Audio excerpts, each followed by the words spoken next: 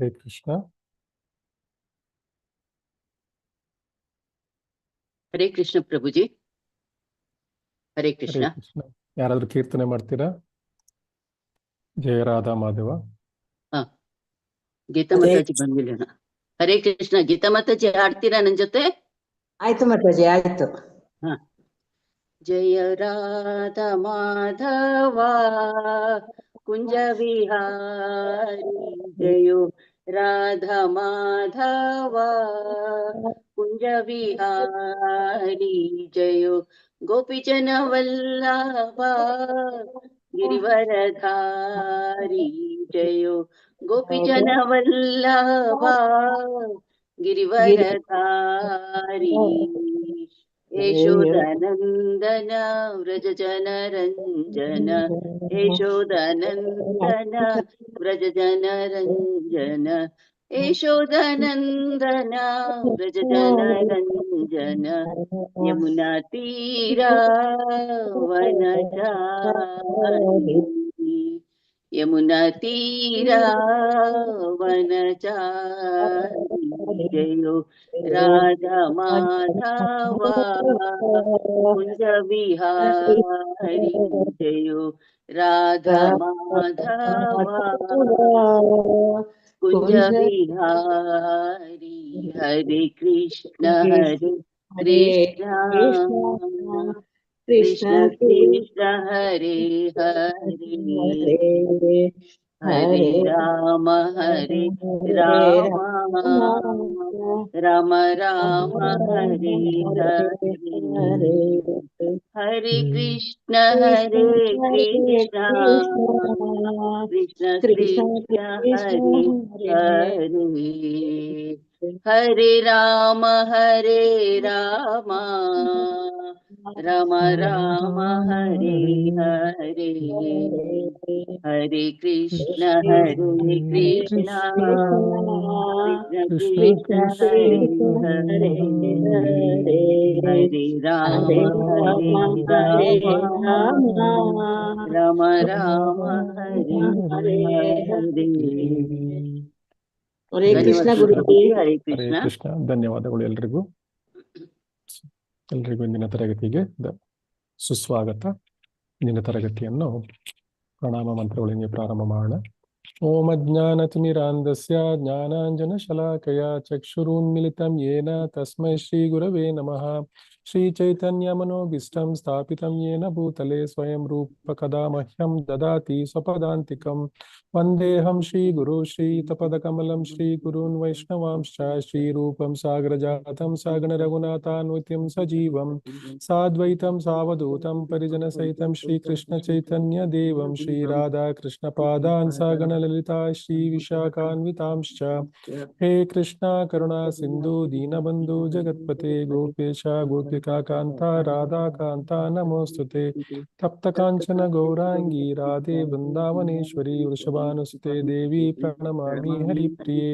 ವಾಂಚಾಕಲ್ಪತರುಭ್ಯಶ್ಚ ಕೃಪಾ ಸಿಂಧುಭ್ಯ ಏವ ಚ ಪತಿತಾನಾಂ ಪಾವನೇಭ್ಯೋ ವೈಷ್ಣವೇಭ್ಯೋ ನಮೋ ನಮಃ. ನಮೋ ವಿಷ್ಣು ಪಾದಾಯ. ಓಂ जय श्री कृष्ण चैतन्य प्रभु नित्यानंद श्री अद्वैत गदाधर श्रीवासादि गौर भक्त वृंद. हरे कृष्ण कृष्ण कृष्ण हरे हरे, हरे राम राम राम ಹರೇ ಹರಿ. ಹರೇ ಕೃಷ್ಣ. ಎಲ್ಲರಿಗೂ ಧನ್ಯವಾದಗಳು ಇಂದಿನ ತರಗತಿಗೆ ಬಂದಿದ್ದಕ್ಕಾಗಿ. ಸೊ ಲಾಸ್ಟ್ ವೀಕ್ ಅಲ್ಲಿ 8ನೇ ಶ್ಲೋಕ ಕಂಪ್ಲೀಟ್ ಮಾಡಿದ್ವಲ್ವಾ? ಹರೇ ಕೃಷ್ಣ. ಹರೇ ಕೃಷ್ಣ ಗುರುಜಿ. ಲಾಸ್ಟ್ ವೀಕ್ 8ನೇ ಶ್ಲೋಕ ಆಗಿತ್ತಲ್ವಾ? ಆಗಿತ್ತು ಪ್ರಭುಜಿ. ಇವತ್ತು 9ನೇ ಶ್ಲೋಕಕ್ಕೆ ಹೋಗೋಣ. ಸ್ಕ್ರೀನ್ ಶೇರ್ ಮಾಡ್ತಾನೆ ನೋಡಿ.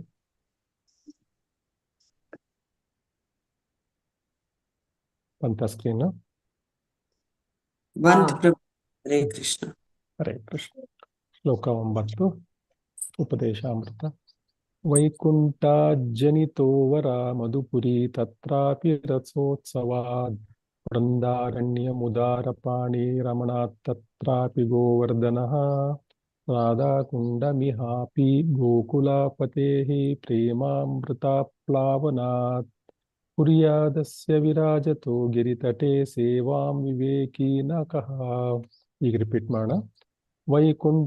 ವೈಕುಂಠಾಜನಿತೋ ವರ ಮಧುಪುರಿ ತತ್ರಾಪಿ ರಾಸೋತ್ಸವಾದ್. ವೈಕುಂಠಾಜನಿತೋ ವರ ಮಧುಪುರಿ ತತ್ರಾಪಿ ವೈಕುಂಠಾಜನಿತೋ ವರ ಮಧುಪುರಿ ತತ್ರಾಪಿ ರಾಸೋತ್ಸವಾದ್. ವೈಕುಂಠಾಜನಿತೋ ವರ ಮಧುಪುರಿ ತತ್ರಾಪಿ ರಾಸೋತ್ಸವಾತ್. ವೃಂದಾರಣ್ಯ ಮುದಾರ ಪಾಣಿ ರಮಣಾತ್ ತತ್ರಾಪಿ ಗೋವರ್ಧನಃ. ವೃಂದಾರಣ್ಯ ಮುದಾರ ಪಾಣಿ ರಮಣಾತ್ ತತ್ರಾಪಿ ಗೋವರ್ಧನಃ. ವೃಂದಾರಣ್ಯ ಮುದಾರ ಪಾಣಿ ರಮಣಾತ್ ತತ್ರಾಪಿ ಗೋವರ್ಧನಃ. ವೃಂದಾರಣ್ಯ ಮುದಾರ ಪಾಣಿ ರಮಣಾತ್ ತತ್ರಾಪಿ ಗೋವರ್ಧನಃ. ರಾಧಾಕುಂಡಮಿಹಾಪಿ ಗೋಕುಲಪತೇಃ ಪ್ರೇಮಾಮೃತಾಪ್ಲಾವನಾತ್. ರಾಧಾಕುಂಡಮಿಹಾಪಿ ಗೋಕುಲಪತೇಃ ಪ್ರೇಮಾಮೃತಾಪ್ಲಾವನಾತ್. ರಾಧಾಕುಂಡಮಿಹಾಪಿ ಗೋಕುಲಪತೇಃ ಪ್ರೇಮಾಮೃತಾಪ್ಲಾವನಾತ್. ರಾಧಾಕುಂಡಮಿಹಾಪಿ ಗೋಕುಲಪತೇಃ ಪ್ರೇಮಾಮೃತಾಪ್ಲಾವನಾತ್. ಕುರ್ಯಾದಸ್ಯ ವಿರಾಜತೋ ಗಿರಿತಟೆ ಸೇವಾಂ ವಿವೇಕೀನಕಃ. ಕುರ್ಯಾದಸ್ಯ ವಿರಾಜತೋ ಗಿರಿತಟೆ ಸೇವಾಂ ವಿವೇಕೀನಕಃ. ಕುರ್ಯಾದಸ್ಯ ವಿರಾಜತೋ ಗಿರಿತಟೆ ಸೇವಾಂ ವಿವೇಕೀನಕಃ. ಕುರ್ಯಾದಸ್ಯ ವಿರಾಜತೋ ಗಿರಿತಟೆ ಸೇವಾಂ ವಿವೇಕೀನಕಃ. ಹರೇ ಕೃಷ್ಣ. ಈ ಮುಂದಿನ 3 ಶ್ಲೋಕ ಏನಿದೆ, 9, 10, 11 ಶ್ಲೋಕಗಳಲ್ಲಿ, ಈ ಶ್ಲೋಕಗಳಲ್ಲಿ ಈ ಬೃಂದಾವನದ ವ್ರಜಭೂಮಿಯ ಮತ್ತು ರಾಧಾಕುಂಡ ಇವುಗಳೆಲ್ಲರ ಒಂದು ವರ್ಣನೆ ಇದೆ. ಸೊ ಇವುಗಳೆಲ್ಲವನ್ನು ಕೂಡ ಅವ್ರು ಏನ್ ಹೇಳ್ತಾ ಇದ್ದಾರೆ, ವೈಕುಂಠಕ್ಕಿಂತಲೂ ಉತ್ತಮವಾದದ್ದು ಅಂದ್ಬಿಟ್ಟು. ಸೊ ಎಲ್ಲರೂ ಗಮನ ಇಟ್ಟು ಕೇಳೋಣ ಪದಾರ್ಥಗಳು. ವೈಕುಂಠಕ್ಕಿಂತಲೂ ವೈಕುಂಠಕ್ಕಿಂತಲೂ ಜನಿತಃ ಹುಟ್ಟಿನಿಂದಾಗಿ ಹುಟ್ಟಿನಿಂದಾಗಿ ವರ ಉತ್ತಮ ಮಥುರೆ ಎಂಬ ದಿವ್ಯ ನಗರವು ಮಧುರೆ ಎಂಬ ದಿವ್ಯ ನಗರವು ತತ್ರಾಪಿ ಅದಕ್ಕಿಂತಲೂ ರಾಸ ಉತ್ಸವಾತ್ ರಾಸಲೀಲೆಯಿಂದಾಗಿ ರಾಸಲೀಲೆಯಿಂದಾಗಿ ವೃಂದಾವನವೆಂಬ ಅರಣ್ಯವು ವೃಂದಾವನವೆಂಬ ಅರಣ್ಯವು ಉದಾರಪಾಣಿ ಶ್ರೀಕೃಷ್ಣನ ರಮಣಾತ್ ನಾನಾ ಪ್ರೇಮಲೀಲೆಗಳಿಂದ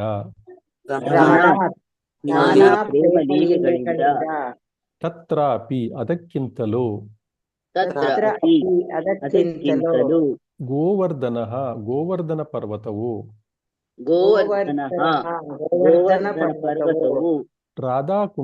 ರಾಧಾಕುಂಡವೆಂಬ ಸ್ಥಳವು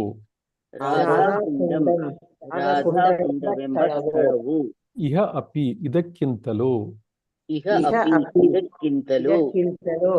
ಗೋಕುಲಪತೇಃ ಗೋಕುಲಾಧಿಪತಿಯಾದ ಕೃಷ್ಣನ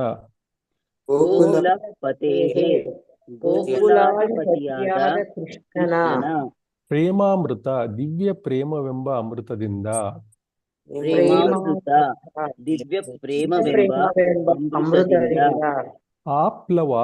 ಆಪ್ಲವನಾತ್ ಪ್ರವಾಹದಿಂದಾಗಿ ಕುರ್ಯಾತ್ ಮಾಡುತ್ತದೆ ಅಸ್ಯ ಈ ರಾಧಾಕುಂಡದ ವಿರಾಜತಃ ಇರುವುದರಿಂದ ಗಿರಿತಟೆ ಗೋವರ್ಧನ ಪರ್ವತದ ತಪ್ಪಲಲ್ಲಿ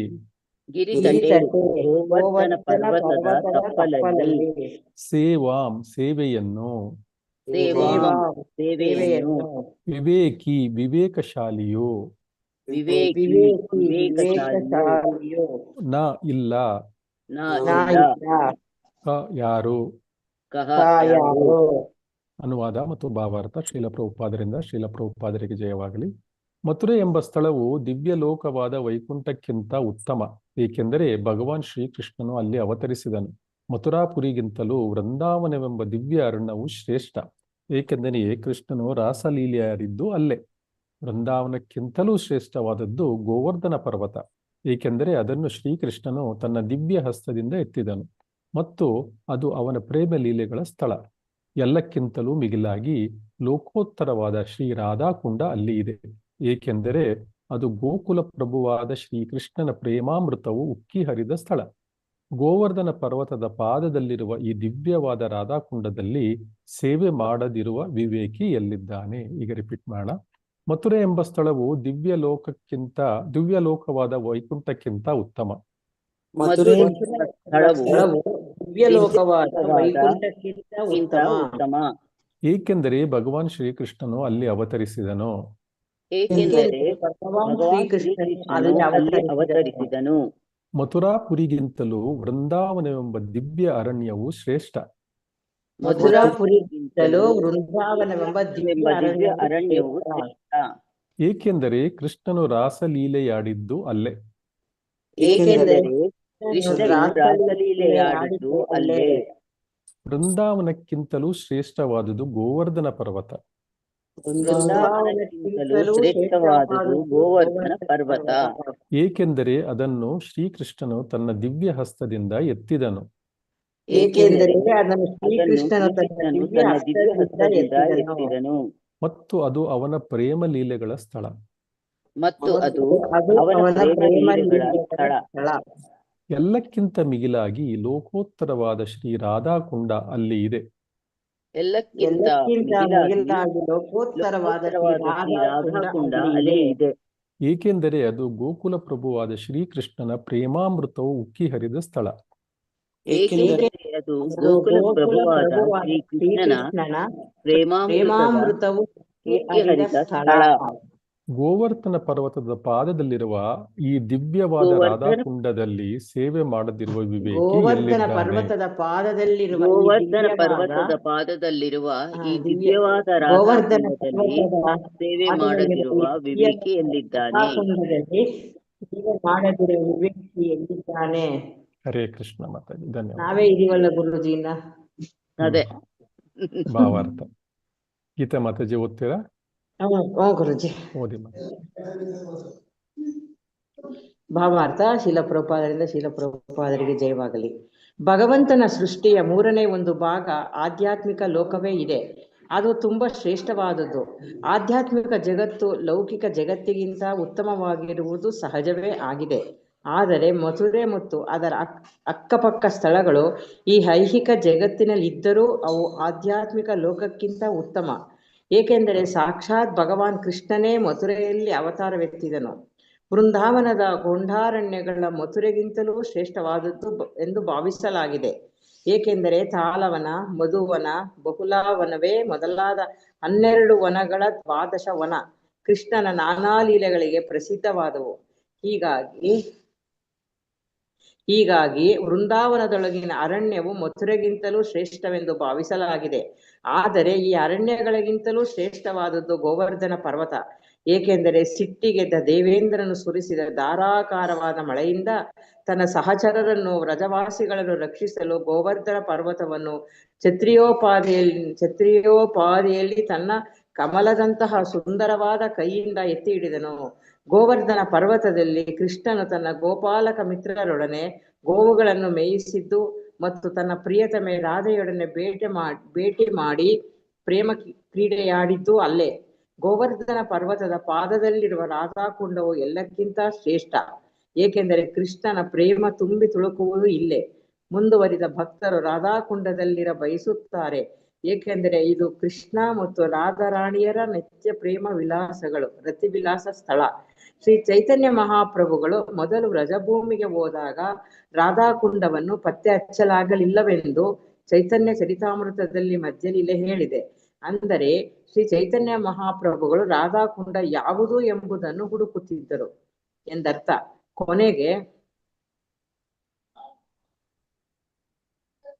ಕೊನೆಗೆ ಅವರು ಆ ಪುಣ್ಯ ಸ್ಥಳವನ್ನು ಪತ್ತೆ ಹಚ್ಚಿದರು.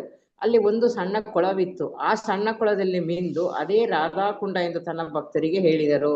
ಅನಂತರ ಆ ಕೊಳವನ್ನು ಶ್ರೀ ಚೈತನ್ಯ ಮಹಾಪ್ರಭುಗಳ ಭಕ್ತರು ರೂಪ ಗೋಸ್ವಾಮಿ, ರಘುನಾಥ ದಾಸ ಗೋಸ್ವಾಮಿಯೇ ಮೊದಲಾದ 6 ಗೋಸ್ವಾಮಿಗಳು ಪತ್ತೆ ಮಾಡಿದರು. ಈಗ ಅಲ್ಲಿ ರಾಧಾಕುಂಡವೆಂಬ ಒಂದು ದೊಡ್ಡ ಸರೋವರವಿದೆ. ಶೀಲರೂಪ ಗೋಸ್ವಾಮಿಯವರು ರಾಧಾಕುಂಡಕ್ಕೆ ಹೆಚ್ಚು ಮಹತ್ವ ಕೊಟ್ಟಿದ್ದಾರೆ. ಏಕೆಂದರೆ ಶ್ರೀ ಚೈತನ್ಯ ಮಹಾಪ್ರಭುಗಳಿಗೆ ಅದನ್ನು ಪತ್ತೆ ಮಾಡಬೇಕೆಂಬ ಹಂಬಲವಿತ್ತು. ಆದ ಕಾರಣ ರಾಧಾಕುಂಡವನ್ನು ಬಿಟ್ಟು ಬೇರೆ ಕಡೆ ಇರಲು ಯಾರು ತಾನೇ ಇಷ್ಟಪಡುತ್ತಾರೆ? ಆದರೆ ರಾಧಾಕುಂಡದ ಶ್ರೇಷ್ಠತೆಯನ್ನು ಇತರ ವೈಷ್ಣವ ಸಂಪ್ರದಾಯಗಳಿಂದ ಅರಿತುಕೊಳ್ಳಲು ಸಾಧ್ಯವಿಲ್ಲ. ಚೈತನ್ಯ ಮಹಾಪ್ರಭುವಿನ ಭಕ್ತಿ ಸೇವೆಯಲ್ಲಿ ಆಸಕ್ತಿ ಇಲ್ಲದವರಿಗೂ ರಾಧಾಕುಂಡದ ಮಹಿಮೆ ಅರ್ಥವಾಗದು. ಹೀಗಾಗಿ ರಾಧಾಕುಂಡವನ್ನು ಮುಖ್ಯವಾಗಿ ಗೌಡೀಯ ವೈಷ್ಣವರು ಶ್ರೀಕೃಷ್ಣ ಚೈತನ್ಯ ಮಹಾಪ್ರಭುಗಳ ಅನುಯಾಯಿಗಳು ಪೂಜಿಸುತ್ತಾರೆ. ಹರೇ ಕೃಷ್ಣ ಮಾತಾಜಿ. ಹರೇ ಕೃಷ್ಣ.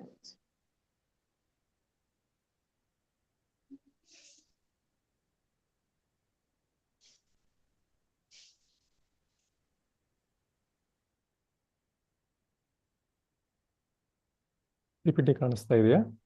ಕಾಣಿಸ್ತೆ ಪ್ರಭುಜಿ. ಇಲ್ಲ, ಶ್ಲೋಕ 10 ಇವಾಗ ಬಂತು ಗುರುಜಿ. ಶ್ಲೋಕ 9 ಬಂತಲ್ವಾ? ಹಾ. ಸೊ ಈ ಶ್ಲೋಕವನ್ನು ಇದು ಓದಿದ್ವಿ.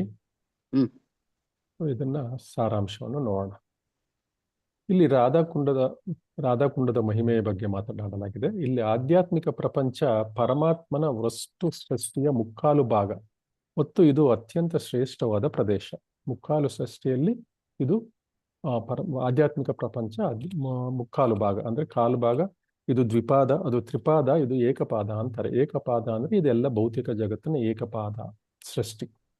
ನಂತರ ಇದು ತ್ರಿಪಾದ ಸೃಷ್ಟಿ ಏನಿದೆ, ಇದು ಮುಕ್ಕಾಲು ಭಾಗ. ಇದು ಅತ್ಯಂತ ಶ್ರೇಷ್ಠವಾದ ಪ್ರದೇಶ, ಯಾಕಂದ್ರೆ ಇದು ಆಧ್ಯಾತ್ಮಿಕವಾದದ್ದು. ಆಧ್ಯಾತ್ಮಿಕ ಆದ್ರಿಂದ ಶ್ರೇಷ್ಠವಾಗಿರೋದೆ, ಅದರಲ್ಲಿ ಏನು ನಾವು ಮುಂದೆ ಅದ್ರ ಬಗ್ಗೆ ಚರ್ಚೆ ಮಾಡುವ ಅವಶ್ಯಕತೆ ಇಲ್ಲ.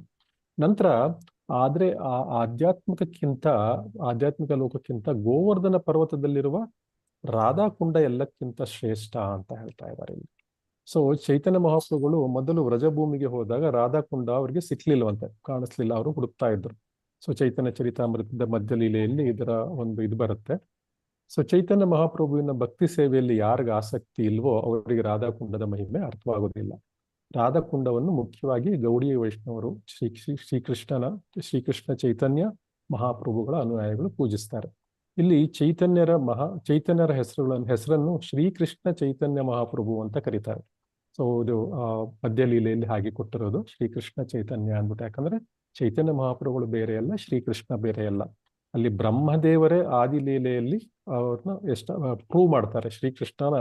ಶ್ರೀಕೃಷ್ಣ ಬ್ರಹ್ಮದೇವರಿಗೆ ಹೇಳ್ತಾನೆ, ಬ್ರಹ್ಮದೇವರು ಶ್ರೀಕೃಷ್ಣನಿಗೆ ಹೇಳ್ತಾರೆ, ನೀನು ಶ್ರೀಕೃಷ್ಣನೇ, ನನಗೆ ನಿನ್ನ ನಮಸ್ಕಾರಗಳನ್ನು ಸ್ವೀಕರಿಸು ಅಂದ್ಬಿಟ್ಟು. ಆವಾಗ ಶ್ರೀಕೃಷ್ಣ ಹೇಳ್ತಾನೆ, ಹೇ ನಾನು ನಿನ್ನ ತಂದೆ ಅಲ್ಲಪ್ಪ, ನಿನ್ನ ತಂದೆ ನಾರಾಯಣ ಅಂತ ಹೇಳ್ತಾನೆ. ಸೊ ಆಗ ಬ್ರಹ್ಮದೇವರು ಶ್ರೀಕೃಷ್ಣನಿಗೆ ಶಾಸ್ತ್ರೋಪದೇಶ ಮಾಡ್ತಾರೆ. ಶ್ರೀಕೃಷ್ಣನಿಗೆ ವಾಪಸ್ ಗುರುಗೆ ತಿರುಮಂತ್ರ ಅನ್ನೋ ತರ ಹೇಳ್ಬಿಟ್ಟು ಕೊನೆಗೆ ಪ್ರೂವ್ ಮಾಡ್ತಾರೆ, ನೀನೇ ನಾರಾಯಣ, ನೀನೇ ಸಂಕರ್ಷಣ, ನೀನೇ ಶ್ರೀಕೃಷ್ಣ, ನೀನೇ ಚೈತನ್ಯ ಮಹಾಪ್ರಭು ಅಂತ ಪ್ರೂವ್ ಮಾಡ್ತಾರೆ. ಸೊ ಅವಾಗ ಅಲ್ಲಿ ಈ ಮೊದಲ ಶ್ರೀಕೃಷ್ಣ ಚೈತನ್ಯ ಮಹಾಪ್ರಭು ಅಂತ ಬ್ರಹ್ಮದೇವರು ಕರೀತಾರೆ. ಸೊ ಅಲ್ಲಿ ರಾಧಾಕುಂಡ ಬ್ರಹ್ಮನ ಎಲ್ಲಾ ಸೃಷ್ಟಿಗಳಲ್ಲಿ ಅತ್ಯಂತ ಪವಿತ್ರವಾದ ಸ್ಥಳವಾಗಿದೆ. ರಾಧಾಕುಂಡ ಮತ್ತು ಶ್ಯಾಮಕುಂಡ ಗೋವರ್ಧನನ 2 ಕಣ್ಣುಗಳನ್ನು ಪ್ರತಿನಿಧಿಸ್ತವಂತೆ. ಇದು ನವಿಲಿನ ಆಕಾರದಲ್ಲಿದೆ ಅಂತ ನಾನು ಹೋಗಿ ನೋಡಿಲ್ಲ, ಇದು ಅದೃಷ್ಟ ಬಂದಿಲ್ಲ ಇನ್ನು ನೋಡುವಂಥದ್ದು. ಮತ್ತು ರಾಧಾ ಮತ್ತು ಕೃಷ್ಣ ತಮ್ಮ ಆತ್ಮೀಯ ಮತ್ತು ಅತ್ಯಂತ ಮಧುರವಾದ ಕಾಲಕ್ಷೇಪವನ್ನು ಪ್ರದರ್ಶಿಸಿದ ಸ್ಥಳ ಇದು, ಅಲ್ಲಿ ರಾಧಾಕುಂಡ ಮತ್ತು ಶ್ಯಾಮಕುಂಡದಲ್ಲಿ. ಸೊ ಇಲ್ಲಿ ನಾವು ನೋಡೋದಾದ್ರೆ ಚೈತನ್ಯ ಚರಿತಾಮೃತದ ಉತ್ತರಾಖಂಡದ ಶ್ಲೋಕ 14ರಲ್ಲಿ ಯಥಾ ರಾಧಾ ಪ್ರಿಯೋ ವಿಷ್ಣು ತಸ್ಯಾಂ ಕುಂಡಂ ಪ್ರಿಯಂ ತಥಾ ಸರ್ವಗೋಪೀಷು ಸೇವೈಕಾ ವಿಷ್ಣೋರ್ ಅತ್ಯಂತ ವಲ್ಲಭ ಅಂತ ಹೇಳ್ಬಿಟ್ಟು. ಸೊ ಅಂದ್ರೆ ಶ್ರೀಮತಿ ರಾಧಾರಾಣಿ ಪರಮಪ್ರಭು ಕೃಷ್ಣನಿಗೆ ಪ್ರಿಯವಾಗಿರುವಂತೆ ಅವಳ ವಾಸಸ್ಥಾನ ಅಂದ್ರೆ ರಾಧಾಕುಂಡ ಕೂಡ ಕೃಷ್ಣನಿಗೆ ತುಂಬಾ ಪ್ರಿಯವಾದದ್ದು. ಗೋಪಿಯರಲ್ಲೆಲ್ಲ ಕೃಷ್ಣನಿಗೆ ಅವಳೊಬ್ಳೆ ಮಹಾ ಪಂಚಪ್ರಾಣ ಅಂತ ಕೊಟ್ಟಿದ್ದಾರೆ. ಸೊ ಯಥಾ ರಾಧಾ ಪ್ರಿಯ ವಿಷ್ಣು ತಸ್ಯಾಹ ಕುಂಡ ಪ್ರಿಯ ತಥಾ ಸರ್ವಗೋಪೀಷು ಸೇವೈಕ ವಿಷ್ಣುರ್ ಅತ್ಯಂತ ವಲ್ಲಭ ಅಂದ್ಬಿಟ್ಟು. ಸೊ ಕೃಷ್ಣನಿಗೆ ಅತ್ಯಂತ ಪ್ರಿಯವಾದ ಪಂಚಪ್ರಾಣವಾದ ವ್ಯಕ್ತಿ ಯಾರು? ರಾಧಾರಾಣಿ. ರಾಧಾರಾಣಿಗೆ ಅತ್ಯಂತ ಪ್ರಿಯವಾದದ್ದೇನು? ರಾಧಾಕುಂಡ. ಸೊ ಈ ರೀತಿಯಾಗಿ ಇಲ್ಲಿ ನಾವು ಕೆಳಗಿನ ಈ ಪಿರಾಮಿಡ್ ಅಲ್ಲಿ ನೋಡೋದಾದ್ರೆ, ಕೆಳಗಿನ ಟ್ರಯಾಂಗಲ್ ಪಿರಾಮಿಡ್ ಅಲ್ಲಿ ಅತ್ಯಂತ ಕೆಳಗೆ ನಮಗೆ ಲೌಕಿಕ ಜಗತ್ತಿದೆ. ಅದರ ಮೇಲೆ ಆಧ್ಯಾತ್ಮಿಕ ಜಗತ್ತು, ಈ ಲೌಕಿಕ ಜಗತ್ತು 1/4 25%, ಆಧ್ಯಾತ್ಮಿಕ ಜಗತ್ತು 75%, ಅಂದ್ರೆ ಮುಕ್ಕಾಲು ಭಾಗ ಆಧ್ಯಾತ್ಮಿಕ ಜಗತ್ತು ಇರೋದು. ಸೊ ಮತ್ತು ಈ ಆಧ್ಯಾತ್ಮಿಕ ಜಗತ್ತು ಎಲ್ಲಕ್ಕಿಂತ ಶ್ರೇಷ್ಠವಾದದ್ದು. ಆದರೆ ಮಥುರೆ ಮತ್ತು ಅಕ್ಕಪಕ್ಕದ ಸ್ಥಳಗಳು ಆಧ್ಯಾತ್ಮಿಕ ಜಗತ್ತಿಗಿಂತ ಶ್ರೇಷ್ಠವಾದದ್ದು. ಮತ್ತು ಈ ವೃಂದಾವನದ ಅರಣ್ಯಗಳಿದ್ದಾವಲ್ಲ, ಎಲ್ಲಿ ಕೃಷ್ಣನು ತನ್ನ ಲೀಲೆಗಳನ್ನು ತೋರಿಸಿದ್ದಾನೆ, ಅದು ಮಥುರೆ ಮತ್ತು ಅದರ ಅಕ್ಕಪಕ್ಕದ ಸ್ಥಳಗಳಿಗಿಂತಲೂ ಉತ್ತಮವಾದದ್ದು. ಅಂದ್ರೆ ಗೌಪ್ಯನೀಯವಾದದ್ದು ಮತ್ತೆ ಇದಾಗಿರೋದು, ಆಧ್ಯಾತ್ಮಿಕವಾಗಿರುವಂಥದ್ದು. ನಂತರ ಅದಕ್ಕಿಂತ ಉತ್ತಮ ಯಾವುದು? ಗೋವರ್ಧನ ಪರ್ವತ. ಯಾಕಂದ್ರೆ ಶ್ರೀಕೃಷ್ಣನೇ ತನ್ನ ಕಮಲ ಹಸ್ತಗಳಿಂದ ಅದನ್ನು ಎತ್ತಿ ಹಿಡಿದಿದ್ದಾನೆ. ಮತ್ತು ಆ ಗೋವರ್ಧನ ಪರ್ವತವನ್ನು 7 ದಿವಸ 7 ರಾತ್ರಿ, ಸೊ ಕಂಪ್ಲೀಟ್ 7 ದಿನ 7 ರಾತ್ರಿ 24/7 ಅಂತಾರಲ್ಲ ಆ ಥರ. ಸೊ 7 ದಿವಸ ಭಗವಂತ ಅದನ್ನು ಎತ್ತಿ ಹಿಡಿದಿದ್ದಾನೆ. ಸೊ ತನ್ನ ಕಮಲ ಹಸ್ತಗಳಿಂದ ಇದನ್ನ ಹಿಡಿದಿದ್ದಾನೆ. ಸೊ ಅದರಿಂದ ಗೋವರ್ಧನ ಪರ್ವತ ಇನ್ನೂ ಉತ್ತಮ. ಆದ್ರೆ ರಾಧಾಕುಂಡ ಏನಿದೆ, ಈ ಎಲ್ಲವನ್ನು ಮೀರಿಸುವಂಥದ್ದು. ಸೊ ಅದರಿಂದ ಈ ನಮಗೆ ಈ ಮೇಲಿನ 4 ವಿಷಯಗಳೇನಿದೆ, ರಾಧಾಕುಂಡ, ಗೋವರ್ಧನ ಪರ್ವತ, ವೃಂದಾವನ, ಗೋಂಡಾವರದ ಅರಣ್ಯಗಳು, ಮಥುರೆ ಮತ್ತು ಅಕ್ಕಪಕ್ಕದ ಸ್ಥಳಗಳು, ಈ ನಮ್ಮ ಭಾರತದಲ್ಲಿ ಹುಟ್ಟಿರೋ ನಮಗೆ ಇವು ಎಲ್ಲಕ್ಕೂ ನಮಗೆ ನೋಡುವಂಥದ್ದು ಇದಿದೆ. ಆಧ್ಯಾತ್ಮಿಕ ಜಗತ್ತಿಗಿಂತ ಉತ್ತಮವಾದ 4 ಸ್ಥಾನಗಳನ್ನು ನೋಡುವ ನಮಗೆ ಅದೃಷ್ಟ ಸಿಕ್ಕಿದೆ. ಆದ್ರೆ ನಾವು ಎಷ್ಟು ಜನ ನೋಡಿದೀವಿ, ಎಷ್ಟು ಜನ ಅಲ್ಲಿ ಹೋಗಿ ವಾಸಿಸ್ತೀವಿ ಅಂತ ಗೊತ್ತಿಲ್ಲ. ಅದಕ್ಕೂ ಕೂಡ ಕೃಷ್ಣನ ಕೃಪೆ ಬೇಕು. ಸೊ ಈ ರೀತಿಯಾಗಿ ನಾವು ಈ ರಾಧಾಕುಂಡ, ಗೋವರ್ಧನ ಸ್ಥಾನಗಳ ಒಂದು ಇದೇನಿದೆ ಅದು ಆಧ್ಯಾತ್ಮಿಕ ಜಗತ್ತಿಗಿಂತ ಉತ್ತಮವಾದದ್ದು. ಇವಾಗ ಅದು ಕಟ್ಟೆ ತರ ಕಟ್ಬಿಟ್ಟಿದ್ದಾರೆ ಪ್ರಭುಜಿ. ಹರೇ ಕೃಷ್ಣ. ಹೌದಾ? ಬಿಡಲ್ಲ ಇವಾಗ ನವಿಲ್ ತರ ಏನು ಕಾಣಿಸಲ್ಲ ಅಲ್ಲಿ. ಹೌದಾ? ದೊಡ್ಡದಾಗಿದೆ. ನಾನು ನೋಡಿಲ್ಲ. ಸೊ ಶ್ಲೋಕ 10. ಕರ್ಮಿಭ್ಯಃ ಪರಿತೋ ಹರೇಃ ಪ್ರಿಯತಯ ವ್ಯಕ್ತಿಂ ಯಯುರ್ಜ್ಞಾನಿನ. ಸ್ವಲ್ಪ ದೊಡ್ಡದು ಮಾಡ್ಕೊಂಡು. ಕರ್ಮಿಭ್ಯಃ ಪರಿತೋ ಹರೇಃ ಪ್ರಿಯತಯ ವ್ಯಕ್ತಿಂ ಯುಯಾರ್ಜನಿನ ಸೇವೋ ಜ್ಞಾನ ವಿಮುಕ್ತ ಭಕ್ತಿ ಪರಮಾಃ ಪ್ರೇಮೈಕನಿಷ್ಠಾಸ್ವತಃ ತೇಭ್ಯಸ್ತ ಪಶುಪಾಲ ಪಂಕಜದ್ರಶಸ್ತಾಭಿನೋಪಿ ಪ್ರಜಸ್ತಾಬೋಪಿ ಸರಾಧಿಕಾ ಶ್ರೇಷ್ಠ ತದ್ವಿದೀಯಂ ತದೀಯ ಸರಸೀಂ ನಾಶ್ರಯೇತ ಕೃತಿ. ಕರ್ಮಿಭ್ಯ ಪರಿತಃ ಹರೇ ಪ್ರಿಯತಯ ವ್ಯಕ್ತಿಂ ಯುಯುಜ್ಞಾನಿನಃ. ಕರ್ಮಿಭ್ಯಃ ಪರಿತೋ ಹರಿಃ ಪ್ರಿಯತಯ ವ್ಯಕ್ತಿಂ ಯುಯುಜ್ಞಾನಿನಃ. ತೇಭ್ಯ ಜ್ಞಾನ ವಿಮುಕ್ತ ಭಕ್ತಿ ಪರಮ ಪ್ರೇಮೈಕನಿಷ್ಠಾ ತತಃ ತೇಭ್ಯಃ ಜ್ಞಾನ ವಿಮುಕ್ತ ಭಕ್ತಿ ಪರಮಾಃ ಪ್ರೇಮೈಕನಿಷ್ಠಾಸ್ತತಃ. ತೇಭ್ಯಃ ಜ್ಞಾನ ವಿಮುಕ್ತ ಭಕ್ತಿ ಪರಮ ಪ್ರೇಮ ಏಕನಿಷ್ಠಾ ತತಃ. ಸೇವ್ಯೋ ಜ್ಞಾನ ವಿಮುಕ್ತ ಭಕ್ತಿ ಪರಮಾಃ ಪ್ರೇಮೈಕನಿಷ್ಠಾಸ್ತತಃ. ಕರ್ಮಿಭ್ಯ ಪರಿತಃ ಹರೇ ಪ್ರಿಯತಯ ವ್ಯಕ್ತಿಂ ಯಯುಜ್ಞಾನಿನಃ. ಇನ್ನೊಂದು ಲೈನ್ ಇದೆ ಗುರುಜಿ. ಲಾಸ್ಟ್ ಲೈನ್ ಒಂದಿದೆ ಗುರುಜಿ. 3rd ಲೈನ್ ಒಂದಿದೆ ಪ್ರಭುಜಿ. Last 4th line. ಮಾತಾಜಿ, ನಾನು ಫಸ್ಟ್ ಲೈನ್ ಓದ್ತಾ ಇದ್ದೀನಿ. ಹೌದು. ಕರ್ಮಿಭ್ಯಃ ಪರಿತಃ ಹರೇ ಪ್ರಿಯತಯ ವ್ಯಕ್ತಿಂ ಯಯುಜ್ಞಾನಿನಃ. ಕರ್ಮಿಭ್ಯಃ ಪರಿತೋ ಹರಿಃ ಪ್ರಿಯತಯ ವ್ಯಕ್ತಿಂ ಯುಯುಜ್ಞಾನಿನಃ. ತೇಭ್ಯ ಜ್ಞಾನ ವಿಮುಕ್ತ ಭಕ್ತಿ ಪರಮ ಪ್ರೇಮ ಏಕನಿಷ್ಠಾ ತತಃ. ಜ್ಞಾನ ವಿಮುಕ್ತ ಭಕ್ತಿ ಪರಮಾಃ ಪ್ರೇಮೈಕನಿಷ್ಠಾಸ್ತತಃ. ತೇಭ್ಯತಾ ಪಶುಪಾಲ ಪಂಕಜದ್ರಶತ್ಯಾಭಸಾರಾಧಿಕಾ. ತೇಭ್ಯಃ ಪಶುಪಾಲ ಪಂಕಜದ್ರಶಸ್ತಾಭ್ಯೋऽಪಿ ಸಾರಾಧಿಕಾ. ತೇಭ್ಯತಾಃ ಪಶುಪಾಲ ಪಂಕಜದ್ರಶಃ ತಾಭ್ಯ ಅಪಿರಾಧಿಕಾ. ತೇಭ್ಯೋಸ್ತಾಃ ಪಶುಪಾಲ ಪಂಕಜಃ ದೃಶಸ್ತಾಭ್ಯೋऽಪಿ ಸಾರಾಧಿಕಾ.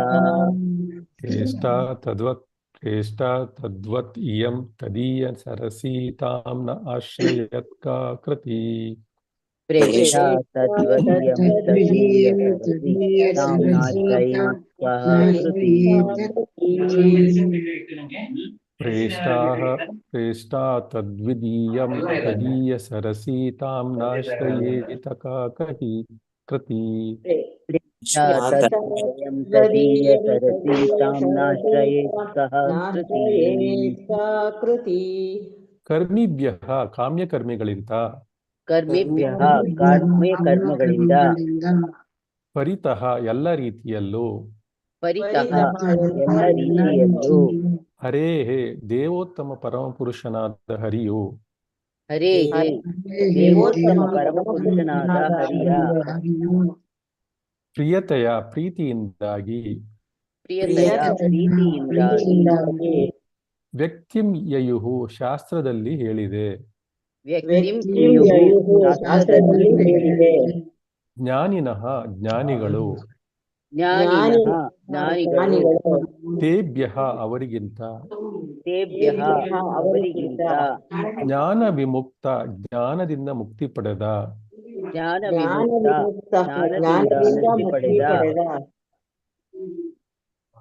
ಮಾತಾಜಿ ಯಾರು ಸ್ವಲ್ಪ ಮ್ಯೂಟಲ್ಲಿರಿ, ಬ್ಯಾಕ್ಗ್ರೌಂಡ್ ಇದ್ರೆ.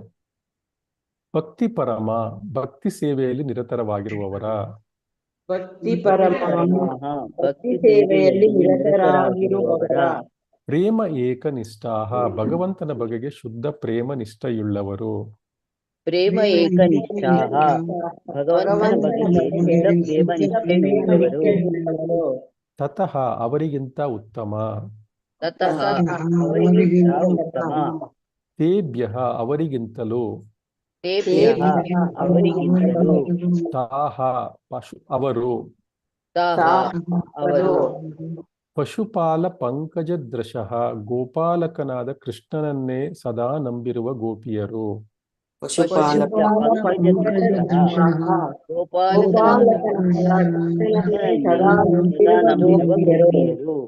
ತಾಭ್ಯಃ ಅವರಿಗಿಂತ, ಅಪಿ ಖಂಡಿತವಾಗಿಯೂ, ಖಂಡಿತವಾಗಿ, ಸಾ ಆಕೆ, ರಾಧಿಕಾ ಶ್ರೀಮತಿ ರಾಧಿಕೆ, ಶ್ರೀಮತಿ ಪ್ರೇಷ್ಠ ತುಂಬ ಪ್ರೀತಿ ಪಾತ್ರಳು, ತದ್ವದ್ ಅದೇ ರೀತಿ, ತದ್ವತ್ ಇಯಂ ಈ, ಇಯಂ ತದೀಯ ಸರಸಿ ಆಕೆಯ ಸರೋವರವಾದ ರಾಧಾಕುಂಡವು, ತದೀಯ ಸರಸಿ ಆಕೆಯ ಸರೋವರವಾದ ರಾಧಾಕುಂಡವು, ತಾಂ ರಾಧಾಕುಂಡವನ್ನು, ತಾಂ ರಾಧಾಕುಂಡವನ್ನು, ನ ಆಶ್ರಯೇತ್ ಆಶ್ರಯಿಸುವುದಿಲ್ಲ, ನ ಆಶ್ರಯಿಸುವುದಿಲ್ಲ, ಕಹ ಯಾರು ತಾನೆ, ಕಹ ಯಾರು ತಾನೆ, ಕೃತಿ ಪುಣ್ಯವಂತನು, ಕೃತಿ ಪುಣ್ಯವಂತನು. ಅನುವಾದ ಮತ್ತು ಭಾವಾರ್ಥ ಶ್ರೀಲ ಪ್ರಭುಪಾದರಿಂದ. ಶ್ರೀಲ ಪ್ರಭುಪಾದರಿಗೆ ಜಯವಾಗಲಿ. ಎಲ್ಲಾ ತರಹದ ಕರ್ಮಿಗಳಲ್ಲಿ ಜೀವನದ ಮೌಲ್ಯಗಳ ಬಗ್ಗೆ ಜ್ಞಾನವುಳ್ಳವನನ್ನು, ಎಲ್ಲಾ ತರದ ಕರ್ಮಿಗಳಲ್ಲಿ ಜೀವನದ ಮೌಲ್ಯಗಳ ಬಗ್ಗೆ ಜ್ಞಾನವುಳ್ಳವನನ್ನು ಪರಮ ಪ್ರಭುವಾದ ಹರಿಯು ಮೆಚ್ಚುತ್ತಾನೆ. ಪರಮ ಪ್ರಭುವಾದ ಹರಿಯು ಮೆಚ್ಚುತ್ತಾನೆ. ಅಂತಹ ಅನೇಕ ಜ್ಞಾನಿಗಳಲ್ಲಿ ನಿಜವಾಗಿ ತನ್ನ ಜ್ಞಾನ ಬಲದಿಂದ ಮುಕ್ತಿ ಹೊಂದಿದ ಜ್ಞಾನಿಯು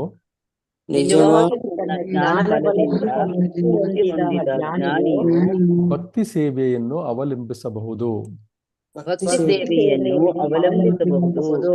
ಅವನು ಇತರಿಗಿಂತ ಶ್ರೇಷ್ಠನು. ಆದರೆ ಕೃಷ್ಣನ ಬಗೆಗೆ ಪರಿಶುದ್ಧ ಪ್ರೇಮವನ್ನು ಸಾಧಿಸಿದವನು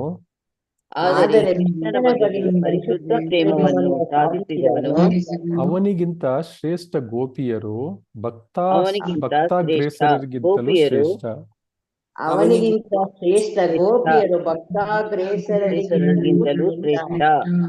ಏಕೆಂದರೆ ಅವರು ದಿವ್ಯ ಗೋಪಾಲಕನಾದ ಶ್ರೀಕೃಷ್ಣನನ್ನೇ ಸದಾ ನಂಬಿರುತ್ತಾರೆ.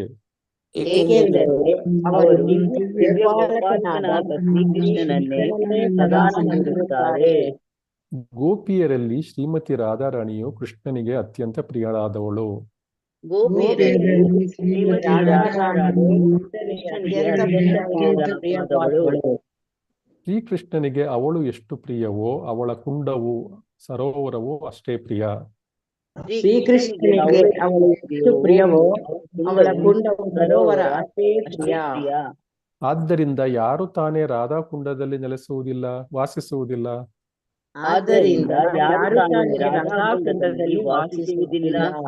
ಭಾವಾವೇಶ ತುಂಬಿದ ಭಕ್ತಿ ಭಾವದಿಂದ ಅಪ್ರಾಕೃತ ಭಾವಾವೇಶ ತುಂಬಿದ ಭಕ್ತಿ ಭಾವದಿಂದ ಅಪಾಕೃತ ಭಾವ ಆಧ್ಯಾತ್ಮಿಕ ಶರೀರದೊಂದಿಗೆ ತಮ್ಮ ಅಷ್ಟಕಾಲಿಯ ಲೀಲೆಗಳನ್ನು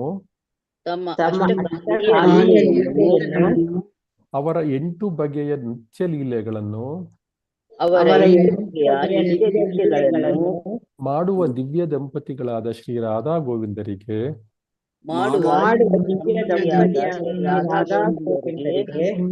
ಯಾರು ತಾನೇ ದಿವ್ಯ ಸೇವೆಗೈಯುವುದಿಲ್ಲ? ನಿಜವಾಗಿ ರಾಧಾಕುಂಡದ ತೀರದಲ್ಲಿ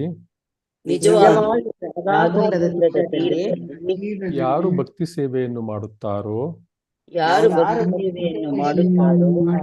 ಅವರೇ ಈ ಜಗತ್ತಿನಲ್ಲಿ ಧನ್ಯರು.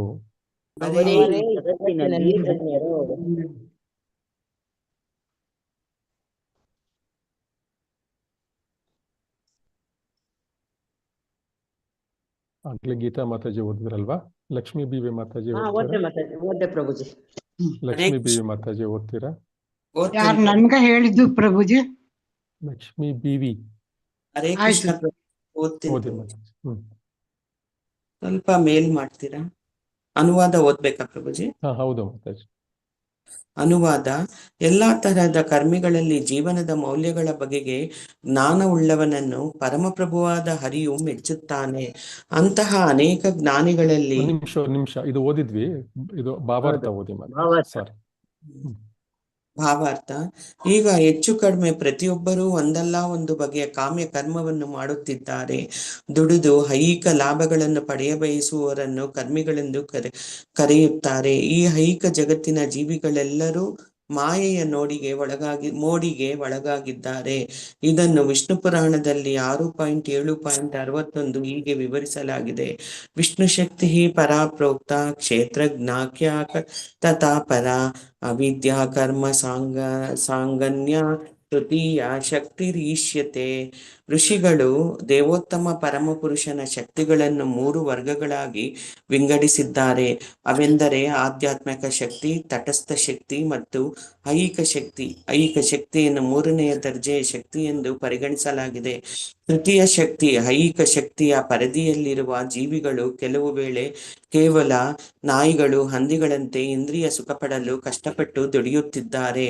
ಆದರೆ ಕೆಲವು ಕರ್ಮಿಗಳು ಈ ಜನ್ಮದಲ್ಲಿ ಅಥವಾ ಪುಣ್ಯ ಕಾರ್ಯಗಳನ್ನು ಮಾಡಿ ಮುಂದಿನ ಜನ್ಮದಲ್ಲಿ ವೇದೋಕ್ತವಾದ ನಾನಾ ಬಗೆಯ ಕರ್ಮಗಳನ್ನು ಮಾಡುವುದರಲ್ಲಿ ಅತಿಯಾಗಿ ಆಸಕ್ತರಾಗಿರುತ್ತಾರೆ. ಹೀಗಾಗಿ ಅವರ ಪುಣ್ಯ ಬಲದ ಫಲದಿಂದ ಅವರು ಸ್ವರ್ಗಲೋಕಕ್ಕೆ ಏರುತ್ತಾರೆ. ನಿಜವಾಗಿ ವೇದೋಕ್ತವಾದ ವಿಧಿಗಳಂತೆ ಯಜ್ಞ ಯಾಗಾದಿಗಳನ್ನು ಮಾಡುವವರು ಚಂದ್ರಲೋಕಕ್ಕೂ ಅದಕ್ಕಿಂತಲೂ ಉನ್ನತವಾದ ಲೋಕಗಳಿಗೂ ಏರುತ್ತಾರೆ. ಭಗವದ್ಗೀತೆಯಲ್ಲಿ 9.21 ಕ್ಷೀಣೆ ಪುಣ್ಯೆ ಮತ್ತು ಲೋಕಂ ವಿಶಂತಿ ಎಂದು ಹೇಳಿದೆ. ಅಂದರೆ ತಮ್ಮ ಪುಣ್ಯ ಕರ್ಮಗಳ ಫಲ ಮುಗಿದು ಹೋದ ಮೇಲೆ ಅವರು ಮತ್ತೆ ಮರ್ತ್ಯುಲೋಕಕ್ಕೆ, ಈ ಭೂಮಿಗೆ ಮರಳುತ್ತಾರೆ. ಅಂತಹ ವ್ಯಕ್ತಿಗಳು ತಮ್ಮ ಪುಣ್ಯ ಕಾರ್ಯಗಳಿಂದಾಗಿ ಸ್ವರ್ಗಲೋಕಗಳಿಗೆ ಹೋಗಿ ಅಲ್ಲಿ ಸಾವಿರಾರು ವರ್ಷಗಳ ಕಾಲ ಜೀವನದ ಸುಖವನ್ನು ಅನುಭವಿಸಬಹುದು. ಆದರೂ ತಮ್ಮ ಪುಣ್ಯ ಕರ್ಮದ ಫಲ ತೀರಿದೊಡನೆ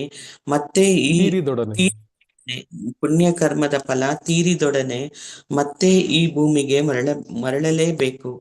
ಹರೇ ಕೃಷ್ಣ. ಹರೇ ಕೃಷ್ಣ ಪ್ರಭುಜಿ. ಇದೇ ಎಲ್ಲ ಕರ್ಮಿಗಳ ಪುಣ್ಯ ಮಾಡಿದವರ ಮತ್ತು ಪಾಪ ಮಾಡಿದವರ ಹಣೆ ಬರಹ. ಈ ಲೋಕದಲ್ಲಿ ಕೈಗಾರಿಕಾ ಉದ್ಯಮಿಗಳು, ರಾಜಕಾರಣಿಗಳು ಮತ್ತಿತರರು ಕೇವಲ ಐಹಿಕ ಸುಖಾನುಭವದಲ್ಲಿ ಆಸಕ್ತರಾಗಿರುವುದನ್ನು ನಾವು ಕಾಣುತ್ತೇವೆ. ಅವರು ಎಲ್ಲ ರೀತಿಯಲ್ಲೂ ಅದು ಒಳ್ಳೆಯ ಮಾರ್ಗವಾಗಿರಲಿ ಕೆಟ್ಟದ್ದಾಗಿರಲಿ ದುಡ್ಡು ಸಂಪಾದನೆ ಮಾಡಲು ನೋಡುತ್ತಾರೆ. ಅಂತಹ ಜನರನ್ನು ಕರ್ಮಿಗಳು ಅಥವಾ ಪಕ್ಕಾ ವಿಷಯಾಸಕ್ತರು ಎಂದು ಕರೆಯುತ್ತಾರೆ. ಕರ್ಮಿಗಳಲ್ಲಿ ಕೆಲವರು ವಿಕರ್ಮಿಗಳಿದ್ದಾರೆ, ಅಂದರೆ ವೇದೋಕ್ತವಾದ ರೀತಿಯಲ್ಲಿ ನಡೆಯದವರು ಇದ್ದಾರೆ. ವೇದಗಳಲ್ಲಿ ಹೇಳಿರುವಂತೆ ನಡೆಯುವವರು ಭಗವಂತನ ಪ್ರೀತ್ಯರ್ಥವಾಗಿ ಯಜ್ಞ ಯಾಗಾದಿಗಳನ್ನು ಮಾಡಿ ಅವನಿಂದ ವರ ಪಡೆಯಲು ಪ್ರಯತ್ನಿಸುತ್ತಾರೆ. ಈ ರೀತಿಯಲ್ಲಿ ಅವರು ಊರ್ಧ್ವ ಲೋಕಗಳಿಗೆ ಏರುತ್ತಾರೆ. ಅಂತಹ ಕರ್ಮಿಗಳು ವಿಕರ್ಮಿಗಳಿಗಿಂತ ಉತ್ತಮ, ಏಕೆಂದರೆ ಅವರು ವೇದಗಳ ವಿಧಿಗಳಿಗೆ ನಿಷ್ಠರಾಗಿರುತ್ತಾರೆ ಮತ್ತು ಕೃಷ್ಣನಿಗೆ ಖಂಡಿತ ಪ್ರಿಯರಾಗಿರುತ್ತಾರೆ. ಭಗವದ್ಗೀತೆಯಲ್ಲಿ 4.11 ಶ್ರೀಕೃಷ್ಣನು ಹೀಗೆ ಹೇಳುತ್ತಾನೆ, ಯೇ ಯದಾ ಮಾಂ ಪ್ರಪದ್ಯಂತೆ ತಾಂಸ್ತಥೈವ ಭಜಾಮ್ಯಹಂ. ಯಾರು ನನಗೆ ಹೇಗೆ ಶರಣಾಗುವರೋ ಅವರವರಿಗೆ ನಾನು ಹಾಗೆ ಪುರಸ್ಕರಿಸುವೆ. ಕೃಷ್ಣನು ಎಷ್ಟು ಕರುಣಾಮಯಿ ಎಂದರೆ ಅವನು ಕರ್ಮಿಗಳು ಮತ್ತು ಜ್ಞಾನಿಗಳ ಆಸೆಗಳನ್ನೇ ಪೂರೈಸುತ್ತಾನೆ. ಇನ್ನು ಭಕ್ತರ ಬಗೆಗೆ ಹೇಳಬೇಕಾಗಿಲ್ಲ. ಕರ್ಮಿಗಳು ಕೆಲವು ವೇಳೆ ಊರ್ಧ್ವಲೋಕಗಳಿಗೆ ಏರಿದರೂ ಅವರು ಕಾಮ್ಯ ಕರ್ಮಗಳಿಗೆ ಅಂಟಿಕೊಂಡಿರುವವರಿಗೆ ನಂತರ ಹೊಸ ಭೌತ ದೇಹಗಳನ್ನು ಸ್ವೀಕರಿಸುತ್ತಲೇ ಇರಬೇಕು. ಒಬ್ಬರು ಪುಣ್ಯ ಕಾರ್ಯಗಳನ್ನು ಮಾಡಿದರೆ ಅವರು ಊರ್ಧ್ವಲೋಕಗಳಲ್ಲಿ ದೇವತೆಗಳ ನಡುವೆ ಹೊಸ ದೇಹವೊಂದನ್ನು ಪಡೆಯಬಹುದು ಅಥವಾ ಉನ್ನತ ಮಟ್ಟದ ಐಹಿಕ ಸುಖವನ್ನು ಅನುಭವಿಸಬಹುದಾದ ಬೇರಾವುದಾದರೂ ಸ್ಥಾನವನ್ನು ಗಳಿಸಬಹುದು. ಆದರೆ ಪಾಪ ಕಾರ್ಯ ಮಾಡುವವರು ಪತಿತರಾಗಿ, ಪ್ರಾಣಿಗಳಾಗಿ, ಮರಗಳಾಗಿ, ಗಿಡಗಳಾಗಿ ಹುಟ್ಟುತ್ತಾರೆ. ಆದ್ದರಿಂದ ವೈದಿಕ ವಿಧಿಗಳನ್ನು ಅಲಕ್ಷಿಸುವವರನ್ನು ವಿಕರ್ಮಿಗಳು, ಸಾಧುಗಳು ಮೆಚ್ಚುವುದಿಲ್ಲ. ಶ್ರೀಮದ್ ಭಾಗವತದಲ್ಲಿ 5.5.4 ಹೀಗೆ ಹೇಳಿದೆ, ನೂನಂ ಪ್ರಮುತ್ತ ಕುರುತೆ ವಿಕರ್ಮ ಯದ್ಇಂದ್ರಿಯ ಪ್ರೀತಯ ಅಪ್ರುಣೋತಿ ನಾ ಸಾಧು ಮನ್ಯೇಯತ ಆತ್ಮನೋ ಅಯಂ ಆಸನ್ನಪಿ ಕ್ಲೇಶದ ಆಸದೇಹ. ಕೇವಲ ಇಂದ್ರಿಯ ಸುಖಕ್ಕಾಗಿ ನಾಯಿಗಳಂತೆ, ಹಂದಿಗಳಂತೆ ದುಡಿಯುವ ವಿಷಯಾಸಕ್ತರು ನಿಜವಾಗಿ ಹುಚ್ಚರು. ಅವರು ಕೇವಲ ಇಂದ್ರಿಯ ಸುಖಕ್ಕೋಸ್ಕರ ಎಲ್ಲಾ ರೀತಿಯ ಹೇಯ ಕೃತ್ಯಗಳನ್ನು ಮಾಡುತ್ತಾರೆ. ಇಂದ್ರಿಯ ಸುಖದ ಕೆಲಸ ಕಾರ್ಯಗಳು ವಿವೇಕಿಗೆ ತರವಲ್ಲ, ಏಕೆಂದರೆ ಅಂತಹ ಕೆಲಸ ಕಾರ್ಯಗಳಿಂದ ಅವನಿಗೆ ಕ್ಲೇಶಮಯವಾದ ಐಹಿಕ ದೇಹ ದೊರಕುತ್ತದೆ. ಹರೇ ಕೃಷ್ಣ ಪ್ರಭುಜಿ, ಧನ್ಯವಾದ. ಕೃಷ್ಣ ಮತ ಲಕ್ಷ್ಮೀ ಮಾತಾಜಿ, PM ಲಕ್ಷ್ಮೀ PM ಮಾತಾಜಿ. ಓದ್ತೀನಿ ಪ್ರಭುಜಿ. ಓದಿಮ್ಮ. ಮಾನವ ಜನ್ಮದ ಉದ್ದೇಶ ಸಂಸಾರಕ್ಕಂಟಿರುವ ತ್ರಿವಿಧ ತಾಪತ್ರಯಗಳಿಂದ ಹೊರಬರುವುದು. ದುರದೃಷ್ಟವಶಾತ್ ಕಾಮ್ಯಕರ್ಮಗಳಿಗೆ ಧನಪಿಶಾಚಿ ಪ್ರಭುಜಿ ಮಾತಾಡ್ಸಿದ್ರ? ದುರದೃಷ್ಟವಶಾತ್ ಕಾಮ್ಯಕರ್ಮಗಳಿಗೆ ಧನಪಿಶಾಚಿ ಹಿಡಿದಿದೆ. ಎಲ್ಲ ವಿಧಾನಗಳಿಂದಲೂ ಐಹಿಕ ಸುಖಭೋಗಗಳನ್ನು ಪಡೆಯುವ ಹಂಬಲವಿದೆ. ಆದ್ದರಿಂದಲೇ ಅವರಿಗೆ ಕೀಳು ಜನ್ಮ ಪಡೆಯುವ ಅಪಾಯವಿದೆ. ಐಹಿಕವಾದಿಗಳು ಮೂರ್ಖತನದಿಂದ ಈ ಐಹಿಕ ಜಗತ್ತಿನಲ್ಲಿ ಸಂತೋಷದಿಂದಿರಲು ಅನೇಕ ಯೋಜನೆಗಳನ್ನು ಹಾಕುತ್ತಾರೆ. ತಾವು ಕೆಲವು ವರ್ಷಗಳ ಕಾಲ ಬದುಕಿರುತ್ತೇವೆ ಎಂಬುದನ್ನು ಅವರು ಮರೆತು ಬಿಡುತ್ತಾರೆ. ಈ ಕೆಲವೇ ವರ್ಷಗಳ ಆಯುಸ್ಸಿನಲ್ಲಿ ಬಹುಭಾಗ ಅವರು ಇಂದ್ರಿಯ ಸುಖಕ್ಕಾಗಿ ಧನಾರ್ಜನೆ ಮಾಡುವುದರಲ್ಲಿ ನಿರತರಾಗಿರಬೇಕಾಗುತ್ತದೆ. ಅಂತಹ ಕೆಲಸ ಕಾರ್ಯಗಳೆಲ್ಲ ಕೊನೆಗೆ ಸಾವಿನಲ್ಲಿ ಪರ್ಯಾವಸಾನವಾಗುತ್ತವೆ. ದೇಹತ್ಯಾಗ ಮಾಡಿದ ನಂತರ ತಾವು ಕ್ಷುದ್ರ ಜಂತ್ರವಾಗಿಯೋ ಗಿರಮರಗಳಾಗಿಯೋ ಹುಟ್ಟಬೇಕಾಗುವುದು ಎಂಬುದನ್ನು ಮರೆಯುತ್ತಾರೆ. ಹೀಗೆ ಅವರ ಚಟುವಟಿಕೆಗಳಿಂದ ಜೀವನೋದ್ದೇಶವೇ ಈಡೇರದೆ ಹೋಗುವುದು. ಅವರು ಅಜ್ಞರಾಗಿ ಹುಟ್ಟಿರುವುದು ಮಾತ್ರವಲ್ಲ. ಪ್ರಭುಜಿ ಕೇಳಿಸ್ತಾ ಇರಲಿಲ್ಲ ಸರಿಯಾಗಿ.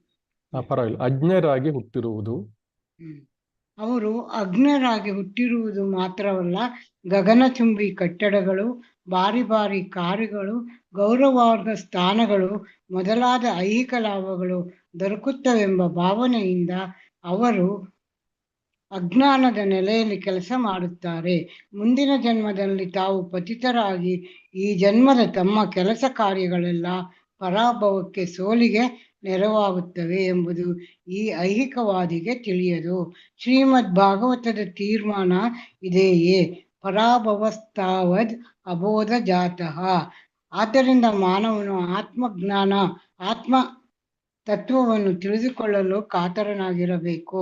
ತಾನು ಎಂದರೆ ಆತ್ಮನೇ ಹೊರತು ದೇಹವಲ್ಲ ಎಂಬ ಅಂಶವನ್ನು ಅರಿತು ಆತ್ಮತತ್ವ ನೆಲೆಗೆ ಬರದಿದ್ದರೆ ಒಬ್ಬನು ಅಜ್ಞಾನದ ನೆಲೆಯಲ್ಲೇ ಉಳಿದಿರುತ್ತಾನೆ.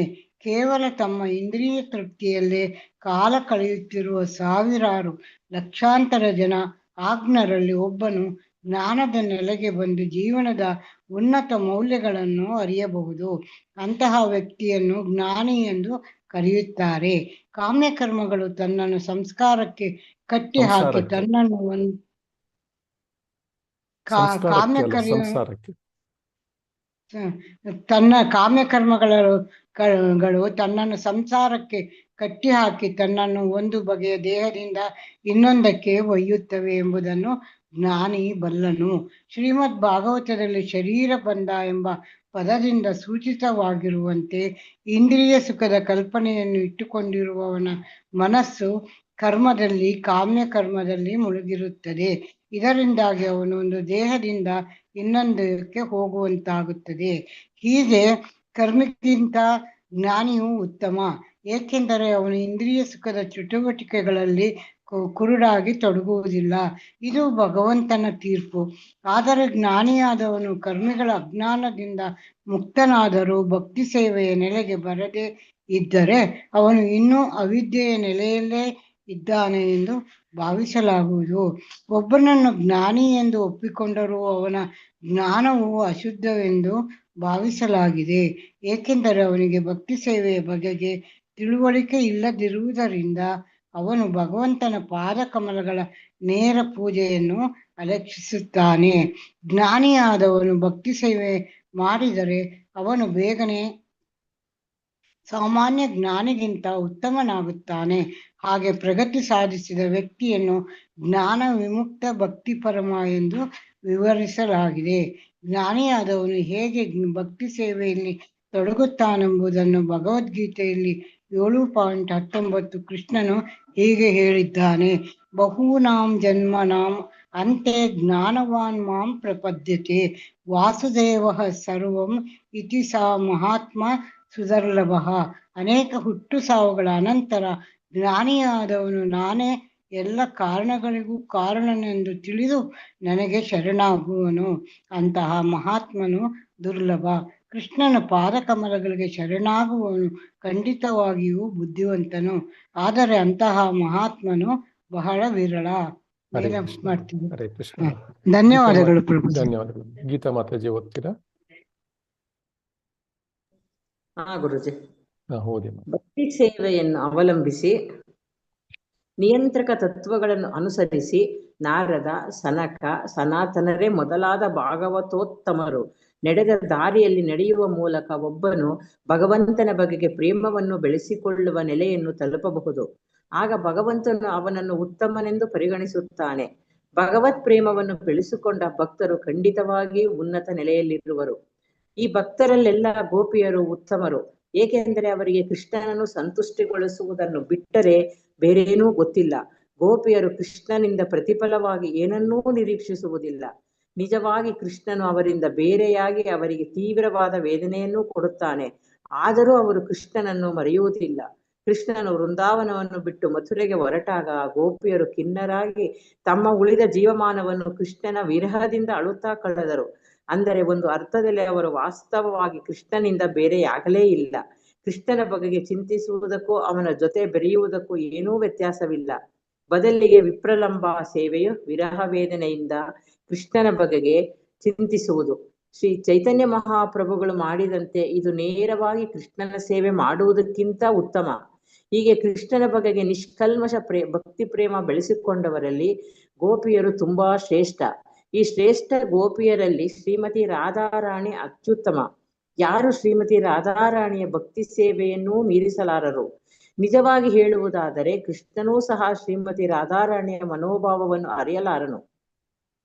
ಆದ್ದರಿಂದಲೇ ಅವನು ಅವಳ ಸ್ಥಾನವನ್ನು ಪಡೆದು ಅವಳ ದಿವ್ಯ ಭಾವಗಳನ್ನು ಅರಿಯಲೋಸಗ ಶ್ರೀ ಚೈತನ್ಯ ಮಹಾಪ್ರಭುವಾಗಿ ಅವತರಿಸಿದನು. ಈ ರೀತಿಯಲ್ಲಿ ಶ್ರೀಮತಿ ರಾಧಾರಾಣಿಯೇ ಕೃಷ್ಣನ ಪರಮ ಭಕ್ತೆ ಎಂದು ತೀರ್ಮಾನಿಸಿ ಅವಳ ಕುಂಡ ಸರೋವರವಾದ ರಾಧಾಕುಂಡವೇ ಅತ್ಯಂತ ಶ್ರೇಷ್ಠವಾದ ಸ್ಥಳವೆಂದು ಶೀಲರೂಪ ಗೋಸ್ವಾಮಿಯವರು ತೀರ್ಮಾನಿಸುತ್ತಾರೆ. ಇದು ಚೈತನ್ಯ ಚರಿತಾಮೃತದಲ್ಲಿ ಉದ್ಧರಿಸಲಾಗಿರುವ ಲಘು ಭಾಗವತಾಮೃತದ ಉತ್ತರಕಾಂಡ 45 ಶ್ಲೋಕದಿಂದ ಸ್ಪಷ್ಟವಾಗುತ್ತದೆ. ಯಥಾ ರಾಧ ಪ್ರಿಯ ವಿಷ್ಣು ತಸ್ಯ ಕುಂಡಂ ಪ್ರಿಯಂ ತಥಾ ಸರ್ವಗೋಪೀಷು ಸೇವೈಕಾ ವಿಷ್ಣೋರತ್ಯಂತ ವಲ್ಲಭ. ಶ್ರೀಮತಿ ರಾಧಾರಾಣಿಯು ಪರಮಪ್ರಭುವಾದ ಕೃಷ್ಣನಿಗೆ ವಿಷ್ಣು ಪ್ರಿಯವಾಗಿರುವಂತೆ ಅವಳ ಸ್ಥಳವು ರಾಧಾಕುಂಡ ಕೃಷ್ಣನಿಗೆ ಪ್ರಿಯವಾದುದು. ಗೋಪಿಯರಲ್ಲೆಲ್ಲ ಅವಳೊಬ್ಬಳೆಯೇ ಕೃಷ್ಣನಿಗೆ ಪಂಚಪ್ರಾಣ. ಆದ್ದರಿಂದ ಕೃಷ್ಣ ಪ್ರಜ್ಞೆಯಲ್ಲಿ ಆಸಕ್ತಿಯುಳ್ಳ ಪ್ರತಿಯೊಬ್ಬರೂ ಕೊನೆಗೆ ರಾಧಾಕುಂಡವನ್ನು ಆಶ್ರಯಿಸಿ ಅಲ್ಲಿ ತಮ್ಮ ಜೀವನ ಪರ್ಯಂತ ಭಕ್ತಿ ಸೇವೆ ಮಾಡಬೇಕು. ಇದು ಉಪದೇಶಾಮೃತದ 10ನೇ ಶ್ಲೋಕದಲ್ಲಿ ರೂಪ ಗೋಸ್ವಾಮಿಯವರ ತೀರ್ಮಾನ. ಹರೇ ಕೃಷ್ಣ. ಹರೇ ಕೃಷ್ಣ ಮಾತಾಜಿ.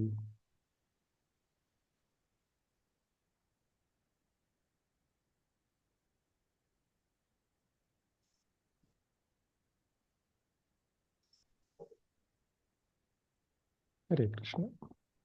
ಪಿಪಿಟಿ ಕಾಣಿಸ್ತಾ ಇದೆಯಾ? ಹ್ಞೂ ಪ್ರಭುಜಿ.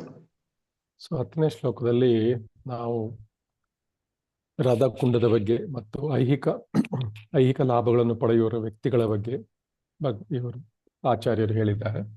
ಇಲ್ಲಿ ಯಾರು ದುಡಿದು ಐಹಿಕ ಲಾಭಗಳನ್ನು ಪಡೆಯಲಿಕ್ಕೆ ಇಷ್ಟಪಡ್ತಾರೆ ಅವ್ರನ್ನೆಲ್ಲ ಕರ್ಮಿಗಳು ಅಂತ ಕರೀತಾರೆ. ಸೊ ಆದ್ರೆ ಈ ಜಗತ್ತಿನ ಜೀವಿಗಳೆಲ್ಲರೂ ಮಾಯೆಯ ಮೋಡಿಗೆ ಒಳಗಾಗಿದ್ದಾರೆ. ಒಬ್ಬರೋ ಇಬ್ಬರೋ ಅಂದ್ರೆ ಕೋಟಿಗೊಬ್ಬರು ಲಕ್ಷಕ್ಕೊಬ್ಬರು ಆ ಥರ ಕೃಷ್ಣನ ವಾಸುದೇವಂ ಸರ್ವಮಿತಿ ಅಂತ ತಿಳ್ಕೊತಾರೆ. ಮಿಕ್ಕವರೆಲ್ಲ ಕರ್ಮಿಗಳೇ. ಸೊ ಇಲ್ಲಿ ವಿಷ್ಣು ಶಕ್ತಿ ಪರಾಪ್ರೋಕ್ತ ಕ್ಷೇತ್ರಜ್ಞಾಕ್ಯ ತಥಾಪರ ಅವಿದ್ಯ ಕರ್ಮ ಸಂಜ್ಞಾನ ತತೀಯ ಶಕ್ತಿ ರೀಷ್ಯತಿ. ಇದು ವಿಷ್ಣು ಪುರಾಣದಿಂದ ಬಂದಿದೆ. ಇಲ್ಲಿ 3 ರೀತಿಯ ಶಕ್ತಿಗಳ ಬಗ್ಗೆ, ಕೃಷ್ಣನ 3 ರೀತಿಯ ಶಕ್ತಿಗಳ ಬಗ್ಗೆ ನಾವು ಈಗಾಗಲೇ ತಿಳ್ಕೊಂಡಿದ್ದೀವಿ. ಭಗವದ್ಗೀತೆಯಲ್ಲೂ ಭಗವಂತ ಹೇಳಿದ್ದಾನೆ. ಒಂದು ಅಂತರಂಗ ಶಕ್ತಿ, ಅದನ್ನು ಆಧ್ಯಾತ್ಮಿಕ ಶಕ್ತಿ ಅಂತಾನು ಕರೀತಾರೆ. ಇನ್ನೊಂದು ಬಹಿರಂಗ ಶಕ್ತಿ, ಅದನ್ನು ಐಹಿಕ ಶಕ್ತಿ ಅಂತಾನು ಕರೀತಾರೆ. ಇವೆರಡರ ಮಧ್ಯೆ ಇರೋದು ತಟಸ್ಥ ಶಕ್ತಿ. ಈ 3 ಶಕ್ತಿಗಳ ಬಗ್ಗೆ ನಾವು ಹಿಂದಿನ ತರಗತಿಗಳಲ್ಲೂ ಕೂಡ ಚೆನ್ನಾಗಿ ಚರ್ಚೆ ಮಾಡಿದ್ದೀವಿ. ಸೊ ನಂತರ ಈಗ ಈ ಜೀವಿಗಳು ಏನ್ ಮಾಡ್ತಾ ಇದ್ದಾರೆ ಈಗಿನ ಕಾಲದಲ್ಲಿ, ಕೆಲಯುಗದಲ್ಲಿ ನಾಯಿ ಹಂದಿಗಳಂತೆ ಬದುಕ್ತಾ ಇದ್ದಾರೆ. ನಾಯಿ ಹಂದಿಗಳಂಗೆ ಹುಟ್ಟುತ್ತಾರೆ, ನಾಯಿ ಹಂದಿಗಳಂಗೆ ಬದುಕ್ತಾರೆ, ನಾಯಿ ಹಂದಿಗಳಂಗೆ ಸತ್ತೋಗ್ತಾರೆ. ಸೊ ಒಮ್ಮೆ ಇವರು ಯಾರು ನಮ್ಮ ನಾಮನೀಶ್ ದಾಸ್ ಪ್ರಭು ಅವ್ರು ಹೇಳ್ತಾ ಇದ್ರು ಅವ್ರ ಲೆಕ್ಚರಲ್ಲಿ. ಅವರು ಹೀಗೆ ಹೈವೇನಲ್ಲಿ ಹೋಗ್ತಾ ಇದ್ದಾಗ ಒಂದು ನಾಯಿಗೆ ಡಿಕ್ಕಿ ಹೊಡೆದು, ಬೇರೆ ಯಾವುದೋ ಕಾರ್ ಡಿಕ್ಕಿ ಹೊಡೆದು ಹೋಗ್ಬಿಟ್ಟಿದೆ. ಆ ನಾಯಿ ಅಲ್ಲೇ ಬಿದ್ದೋಗಿದೆ. ಸೊ ಅದ್ರ ಮೇಲೆ ಇನ್ನಷ್ಟು ಗಾಡಿಗಳು ಹೋಗ್ತಾ ಇದೆ ಒಂದಾದ್ಮೇಲೆ ಅದೆಲ್ಲ ಒಂದು ಅದನ್ನ ನೆನಪಿಸ್ಕೊಂಡ್ರೆ ಒಂಥರ ಹಿಂಸೆ ಆಗುತ್ತೆ ನೋಡಿ. ಯಾವ ರೀತಿ ನಾಯಿ ಹಂದಿಗಳಂಗೆ ನಾಯಿ ಈ ತರ ಜೀವನ ಮುಗಿದೋಗುತ್ತೆ, ಅದರದ್ದು ಗೊತ್ತೇ ಆಗಲ್ಲ ಅದಕ್ಕೆ. ಅದೇ ರೀತಿ ಮನುಷ್ಯರು ಕೂಡ ಇದೇ ರೀತಿ ಬದುಕ್ತಾ ಇದ್ದಾರೆ. ಇಂದ್ರಿಯ ಸುಖಕ್ಕೋಸ್ಕರ ಪಡೆದು ಕಷ್ಟಪಡ್ತಾ ಇದ್ದಾರೆ, 24 ಗಂಟೆ ದುಡಿತಾರೆ ಅಂದ್ಬಿಟ್ಟು. ಸೊ ಕೆಲವು ಕರ್ಮಗಳು ಏನ್ ಮಾಡ್ತಾರೆ, ಪುಣ್ಯ ಕರ್ಮಗಳು ಮಾಡ್ತಾರೆ. ಆದ್ರೆ ಪುಣ್ಯ ಕರ್ಮ ಫ್ರೀ ಆಗಿ ಬರೋದಿಲ್ಲ. ಪುಣ್ಯ ಕರ್ಮದ ಜೊತೆ ಸ್ವಲ್ಪ ಪಾಪ ಕರ್ಮ ಬೈ 1 get 1 ಫ್ರೀ ಅನ್ನೋ ತರ ಬರುತ್ತೆ, ಅದನ್ನು ಬಂದೇ ಬರುತ್ತೆ. ಸೊ ಆದ್ರೆ ಆ ಪಾಪ ಕರ್ಮಗಳನ್ನು ಪುಣ್ಯ ಕರ್ಮಗಳಿಂದಾಗಿ ಅವರು ಸ್ವರ್ಗದ ಲೋಕಗಳಲ್ಲಿ ಹೋಗ್ತಾರೆ, ಉತ್ತಮ ಲೋಕಗಳಲ್ಲಿ ಹೋಗ್ತಾರೆ. ಆದ್ರೆ ಅದ್ ಮುಗಿದ್ಮೇಲೆ ಪಾಪ ಕರ್ಮಗಳನ್ನ ಮುಗಿಸ್ಲಿಕ್ಕೆ ಮತ್ತೆ ಈ ಭೂಮಿಗೆ ಬರಲೇಬೇಕು. ಮತ್ತೆ ಸ್ವರ್ಗ, ಮತ್ತೆ ಜನ್ಮ ಮೃತ್ಯು ಜರಾವಾದಿ. ಸೊ ಅದರಿಂದ ಮತ್ತೆ ಕ್ಷೀಣ ಪುಣ್ಯ ಮೃತ್ಯುಲೋಕಂ ವಿಶಂತಿ, ಬರಲೇಬೇಕು ಮತ್ತೆ ಕೆಳಗಡೆಗೆ. ಸೊ ಅದರಿಂದ ಭಗವಂತನಿಗೆ ಪ್ರೀತ್ಯರ್ಥವಾಗಿ ಯಜ್ಞ ಯಾಗಾದಿಗಳನ್ನು ಮಾಡಿ ಇವರೆಲ್ಲ ಊರ್ಧ್ವ ಲೋಕಗಳಿಗೆ ಹೋಗಿರ್ತಾರೆ. ಆದ್ರೆ ಅವರು ಮತ್ತೆ ಕೆಳಗಡೆ ಬರಲೇಬೇಕು. ಅಂತಹ ಕರ್ಮಿಗಳು ಕೃಷ್ಣನಿಗೆ ಪ್ರಿಯರು. ಖಂಡಿತ ಪ್ರಿಯರು. ಯಾಕಂದ್ರೆ ಬರೀ ಕರ್ಮಗಳಿಗಿಂತ ಅಟ್ಲೀಸ್ಟ್ ಇದನ್ನಾರು ಮಾಡ್ತಾ ಇದಾರಲ್ಲ. ಸೊ ಯಜ್ಞ ಯಾಗಾದಿಗಳನ್ನು ಮಾಡ್ತಾ ನಿಧಾನವಾಗಿ ಅವರು ಕೃಷ್ಣ ಭಕ್ತಿಯನ್ನು ಬೆಳೆಸ್ಕೊತಾರೆ. ಸೊ ಅದಕ್ಕೋಸ್ಕರ ಈ ವೇದಗಳ ಒಂದು ಪ್ರಯೋಜನವೇ ಅದು. ನಿಧಾನವಾಗಿ ಯಜ್ಞ ಯಾಗಾದಿಗಳನ್ನು, ಕರ್ಮಕಾಂಡಿ ಯಜ್ಞ ಯಾಗಾದಿಗಳನ್ನು ಈ ವೇದಗಳಲ್ಲಿ ಹೇಳಲಾಗಿದೆ. ಅವುಗಳನ್ನು ಮಾಡ್ತಾ ಮನುಷ್ಯನಿಗೆ ಅಂದ್ರೆ ಜೀವಿಗಳಿಗೆ ತಮ್ಮ ಉನ್ನತ ಒಂದು ಅವನಿಗೆ ಜ್ಞಾನೋದಯ ಆಗ್ತಾ ಹೋಗುತ್ತೆ ನಿಧಾನವಾಗಿ. ಸೊ ಆದ್ರೆ ಈಗ ಏನಾಗ್ತಾ ಇದೆ, ಕೇವಲ ಹಂದಿ ನಾಯಿಗಳಂತೆ ಬದುಕ್ತಾ ಇದ್ದಾರೆ. ಈಗಿನ ಕಾಲದಲ್ಲಿ ಯಜ್ಞ ಯಾಗಾದಿಗಳನ್ನು ಕೂಡ ಮಾಡ್ತಾ ಇಲ್ಲ. ಅದರಿಂದ ಊರ್ಧ್ವ ಲೋಕಗಳಿಗೆ ಹೇಳುವುದು ಕಷ್ಟ. ಊರ್ಧ್ವ ಲೋಕ ಅಂದ್ರೆ ಏನು? ಬ್ರಹ್ಮನಿಗಿಂತ ಕೆಳಗಡೆನೆ, ಮ್ಯಾಕ್ಸಿಮಮ್ ಬ್ರಹ್ಮಲೋಕ ಅಷ್ಟೇ. ಬ್ರಹ್ಮನು ಕೂಡ ಮೃತ್ಯುಲೋಕವೇ, ಬ್ರಹ್ಮನದು ಕೂಡ ಮೃತ್ಯುಲೋಕವೇ. ಆದ್ರಿಂದ ಸೊ ಅಲ್ಲಿ ಹೋದ್ರೂ ಕೂಡ ಏನು ಪ್ರಯೋಜನ ಇಲ್ಲ. ಸೊ ನಂತರ ಕೃಷ್ಣ ಹೇಳ್ತಾನೆ, ಯಾರು ನನಗೆ ಹೇಗೆ ಶರಣಾಗ್ತಾರ ಅವರಿಗೆ ನಾನು ಹಾಗೆ ನಾನು ಪುರಸ್ಕಾರವನ್ನು ಕೊಡ್ತೇನೆ ಅಂದ್ಬಿಟ್ಟು. ಸಂಪೂರ್ಣ ಶರಣಾಗತರಾದ್ರೆ ಭಗವಂತ ಸಂಪೂರ್ಣವಾಗಿ ನೋಡ್ಕೊತಾನೆ. ಹೇಗೆ ನಮ್ಮ ಮಕ್ಕಳು ನಮ್ಮ ಮೇಲೆ 100% ಡಿಪೆಂಡ್ ಆಗಿದ್ದಾಗ ಏನ್ ಮಾಡ್ತೀವಿ ನಾವು ಚಿಕ್ಕ ಮಕ್ಕಳಿದ್ದಾಗ, ನಾವೇ ಸಂಪೂರ್ಣವಾಗಿ ನೋಡ್ಕೋತೀವಿ. ಮಗುವಿಗೆ ಏನು ಯೋಚನೆ ಮಾಡ್ಬೇಕಾಗಿಲ್ಲ. ಹಸುವಾದ ಕಿರ್ಚಿದ್ರಾಯ್ತು, ಆಮೇಲೆ ಏನಾದ್ರೂ ವಸ್ತು ಬೇಕಾದ್ರೆ ಇನ್ ಸ್ವಲ್ಪ ಹಠ ಮಾಡಿದ್ರಾಯ್ತು, ಬರುತ್ತೆ ಐಟಮ್. ಸೊ ಹಾಗಾಗಿ ಅವ್ನ ತಂದೆ ತಾಯಿಗೆ ಗೊತ್ತು ಯಾರು ತಂದು ಕೊಡ್ಬೇಕು, ನಮ್ಮ ಮಗುನೇ ಅಲ್ವಾ, ಸರಿ ತಂದು ಕೊಡೋಣ ಅಂದ್ಬಿಟ್ಟು. ಹಾಗೆ ಸೊ ಯಾರು ಭಗವಂತನಿಗೆ ಶರಣಾಗ್ತಾರೆ, ನಾವು ಏನ್ ಕೇಳ್ತೀವಿ ಎಲ್ಲ ಕೊಡ್ತಾನೆ. ಐಹಿಕ ವಸ್ತುಗಳನ್ನು ಕೊಡ್ತಾನೆ, ಇದು ಆಧ್ಯಾತ್ಮಿಕ ವಸ್ತುಗಳನ್ನು, ಆಧ್ಯಾತ್ಮಿಕ ಒಂದು ಜ್ಞಾನವನ್ನು ಕೊಡ್ತಾನೆ ಭಗವಂತ, ಎರಡನ್ನೂ ಕೊಡ್ತಾನೆ. ಸೊ ಅದನ್ನ ನಾವು ಕೇಳಬೇಕಾಗಿರೋದೇನು, ಕೃಷ್ಣನ್ ಏ ಯದಾ ಮಾಂ ಪ್ರಪದ್ಯಂತೆ, ಅಂದ್ರೆ ಸಂಪೂರ್ಣವಾಗಿ ನನಗೆ ಏನು ಬೇಡ, ನಿನ್ನ ಪಾದಕಮಲಗಳು ಸಾಕು ಅಂದ್ರೆ ಅದು ಸಂಪೂರ್ಣ ಶರಣಾಗತಿ. ಸೊ ಅವರಿಗೆ ಹಾಗೆ ಪುರಸ್ಕಾರ ಕೊಡ್ತಾನೆ. ಯಾರಿಗೆ ಸ್ವಲ್ಪ ಭೌತಿಕನು ಬೇಕು, ಭಗವಂತನು ಬೇಕು, ಆ ತರ ಮಿಕ್ಸ್ಡ್ ಟೈಪ್ ಇರ್ತಾರೆ, ಅವ್ರಿಗೆ ಹಾಗಾಗಿ ಅಷ್ಟೇ ಅಷ್ಟನ್ನ ಕೊಡ್ತಾನೆ. ಸೊ ಹಾಗೆ ಇದು ಇನ್ನು ಕೆಲವರು ಈ ವಿಕರ್ಮಿಗಳು, ಇವರೆಲ್ಲ ಕರ್ಮಕ್ಕೆ ವಿರುದ್ಧವಾಗಿ ಮಾಡುವಂಥದ್ದು. ಕರ್ಮ ಅಂದ್ರೆ ವೇದಗಳ ಪ್ರಕಾರ ಮಾಡುವಂಥದ್ದು, ವಿಕರ್ಮ ಅಂದ್ರೆ ವೇದಗಳ ವಿರುದ್ಧವಾಗಿ ಅಂತ ಮಾಡುವುದು. ಇವ್ರು ಏನ್ ಮಾಡ್ತಾರೆ, ಕೆಳಗಿನ ಲೋಕಗಳಲ್ಲಿ ಹುಟ್ಟುತ್ತಾರೆ. ಅಂದ್ರೆ ಪಾತಾಳ ಲೋಕಗಳಲ್ಲಿ ಹುಟ್ಟಬಹುದು, ಇಲ್ಲ ಅಂದ್ರೆ ಪತಿತರಾಗ್ತಾರೆ, ಪ್ರಾಣಿಗಳಾಗಿ, ಮರಗಳಾಗಿ, ಗಿಡಗಳಾಗಿ ಹುಟ್ಟುತ್ತಾರೆ. ಸೊ 80 ಲಕ್ಷ ಯೋನಿಗಳು ಪ್ಲಸ್ 4 ಲಕ್ಷ ಯೋನಿಗಳು ಮನುಷ್ಯರದ್ದು. ಸೊ 80 ಲಕ್ಷ ಯೋನಿಗಳಲ್ಲಿ ಮತ್ತೆ ಕೆಳಗಡೆ ಹೋಗ್ಬಿಡ್ತಾರೆ. ಮತ್ತೆ 80 ಲಕ್ಷಗಳಿಗೆ ಹೋದ್ಮೇಲೆ ಮತ್ತೆ ಮನುಷ್ಯ ಜನ್ಮ ಸಿಗೋದು ತುಂಬಾ ಕಷ್ಟ. ಸೊ ಅದರಿಂದ ನಾವು ಈಗ ಸಿಕ್ಕಿರುವ ಮನುಷ್ಯ ಜನ್ಮದ ಏನಿದೆ, ಇದನ್ನು ನಾವು ಸಂಸಾರಕ್ಕೆ ಅಂಟಿರುವ ತ್ರಿವಿಧ ತಾಪತ್ರಯಗಳು ಇದಾವೆ ನಮ್ಗೆ. ಏನು ಆದಿದೈವಿಕ, ಆದಿಭೌತಿಕ, ಆದಿಜೈವಿಕ, ಈ ಎಲ್ಲ 3 ತ್ರಿವಿಧ ತಾಪತ್ರಯಗಳು. ಒಂದು 4 ಬೇಸಿಕ್ ಪ್ರಾಬ್ಲಮ್ಸ್, ಜನ್ಮ, ಮೃತ್ಯು, ಜರಾವಾದ್ಯು, ಮತ್ತೆ ಈ ತ್ರಿವಿಧ ತಾಪತ್ರಯಗಳು. ಇವೆಲ್ಲಗಳಿಂದ ನಾವು ಹೊರಗಡೆ ಬರಬೇಕು ಅಂತ ಹೇಳಿ, ಅದನ್ನ ನಾವು ಮನುಷ್ಯ ಜನ್ಮದ ಉದ್ದೇಶ ಅದು, ಈ 7 ವಸ್ತುಗಳಿಂದ ಹೊರಗಡೆ ಬರುವಂಥದ್ದು. ಸೊ ಆದ್ರೆ ದುರದೃಷ್ಟವಶ ಏನಾಗ್ತಾ ಇದೆ, ಎಲ್ರಿಗೂ ದನ ಪಿಶಾಚಿ ಹಿಡಿದಿದೆ. ಕೇವಲ ಇಂದ್ರಿಯ ಸುಖಕ್ಕಾಗಿ ನಾಯಿಗಳಂತೆ, ಹಂದಿಗಳಂತೆ ದುಡಿತಾ ಇದ್ದಾರೆ. ನಿಜವಾಗಿ ಹುಚ್ಚರು ಅಂತ ಹೇಳ್ತಾರೆ ಆಚಾರ್ಯರು. ಕೇವಲ ಇಂದ್ರಿಯ ಸುಖಕ್ಕಾಗಿ ಎಲ್ಲ ಹೇಗೆ ಕೃತ್ಯಗಳನ್ನು ಮಾಡ್ತಾರೆ, ಏನ್ ಬೇಕಾದ್ರೂ ಮಾಡ್ಲಿಕ್ಕೆ ಸರಿ ಇದ್ದಾರೆ. ಕೊಲೆನೂ ಮಾಡ್ತಾರೆ, ಮರ್ಡರ್ ಮಾಡ್ತಾರೆ, ಇನ್ನೊಂದು ಮಾಡ್ತಾರೆ, ಯಾರಿಗಾರು ಮೋಸನೂ ಮಾಡ್ತಾರೆ, ಏನ್ ಬೇಕಾದ್ರೂ ಮಾಡ್ತಾರೆ ದುಡ್ಡಿಗೋಸ್ಕರ, ಇಂದ್ರಿಯ ಸುಖಕ್ಕೋಸ್ಕರ. ದುಡ್ಡು ಅಂದ್ರೆ ಇಂದ್ರಿಯ ಸುಖ, ದುಡ್ಡಿಂದ ಏನ್ ಬರುತ್ತೆ, ಇಂದ್ರಿಯ ಸುಖ ಬರುತ್ತೆ. ಸೊ ಅದರಿಂದ ಎಂತಹ ಹೇಯ ಕೃತ್ಯಗಳನ್ನು ಮಾಡ್ಲಿಕ್ಕೂ ಹೇಸೋದಿಲ್ಲ ಜನಗಳು. ಆ ಲೆವೆಲ್ಗೆ ಬಂದಿದ್ದಾರೆ ಜನಗಳು. ಸೊ ಇಂದ್ರಿಯ ಸುಖಗಳು ವಿವೇಕಿಗಳಿಗೆ ಹೇಳಿದ್ದಲ್ಲ. ಸೊ ಇದರಿಂದ ಏನಾಗುತ್ತೆ, ಕ್ಲೇಶಮಯವಾದ ಐಹಿಕ ದೇಹ ಮತ್ತೆ ಸಿಗುತ್ತೆ. ಯಾವ ದೇಹ ಬೇಕಾದ್ರೂ ಸಿಗ್ಬೋದು, ಪ್ರಾಣಿಗಳದು, ಪಕ್ಷಿಗಳದು, ಅಥವಾ ಮರ ಗಿಡಗಳದ್ದು, ಎಂಥದ್ದು ಹಂದಿ ನಾಯಿಗಳದ್ದು, ಏನ್ ಬೇಕಾದ್ರೂ ಸಿಗ್ಬೋದು. ಅದರಿಂದ ಕ್ಲೇಶಮಯವಾದ ಜೀವನ ಸಿಗುತ್ತೆ.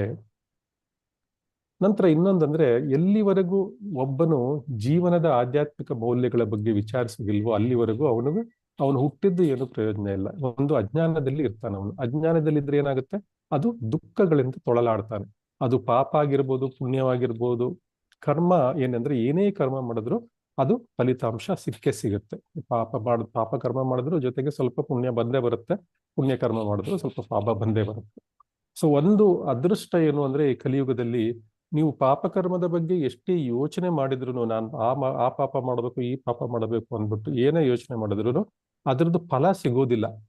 ಆದ್ರೆ ಪುಣ್ಯದ ಬಗ್ಗೆ ಯೋಚನೆ ಮಾಡಿದ್ರೆ, ಪುಣ್ಯ ನಾವು ಇಷ್ಟು ಒಳ್ಳೇದ್ ಮಾಡ್ಬೇಕು, ಅವ್ರಿಗೆ ಒಳ್ಳೇದ್ ಮಾಡ್ಬೇಕು, ಇವ್ರಿಗೆ ಎಲ್ರಿಗೂ ಒಳ್ಳೇದಾಗ್ಲಿ ಅಂದ್ರೆ ಅದರ ಪುಣ್ಯದ ಫಲ ನಿಮ್ಗೆ ಸಿಗುತ್ತೆ. ನೀವು ಮಾಡೋ ಅವಶ್ಯಕತೆ ಇಲ್ಲ. ನಿಮ್ಮ ಮನಸ್ಸಿನಲ್ಲಿ ನೀವು ಅಂದ್ಕೊಂಡ್ರೆ ಸಾಕು, ನಾನು ಭಗವಂತನಿಗೆ ರಾಜಭೋಗವನ್ನು ಕೊಡಬೇಕು ಅಂದ್ಬಿಟ್ಟು ನೀವು ಮನಸ್ಸಿನಲ್ಲೇ ಒಂದು ನೈವೇದ್ಯವನ್ನು ಅರ್ಪಿಸಿದ್ರು ಕೂಡ ಅದರ ಫಲವನ್ನು ಭಗವಂತ ನಿಮ್ಗೆ ಕೊಡ್ತಾನೆ. ಆದ್ರೆ ನೀವು ಕೆಟ್ಟದಾಗಿ ಯೋಚನೆ ಮಾಡಿದ್ರೆ ಅದರದ್ದು ಫಲ ಸಿಗೋದಿಲ್ಲ. ಅದು ಇದು ಕಲಿಯುಗದ ಒಂದು ಮಹಾತ್ಮ್ಯ ಅದು. ಆದ್ರೆ ಕಲಿಯುಗದಲ್ಲಿ ಏನು ಅಂದ್ರೆ, ಪಾಪ ಕರ್ಮಗಳನ್ನು ನೀವು ಮಾಡಬೇಕು, ಮಾಡಿದಾಗ ಮಾತ್ರ ಅದರ ಫಲ ಬರುತ್ತೆ. ಬರೀ ಯೋಚನೆ ಮಾಡಿದ್ರೆ ಫಲ ಬರೋದಿಲ್ಲ.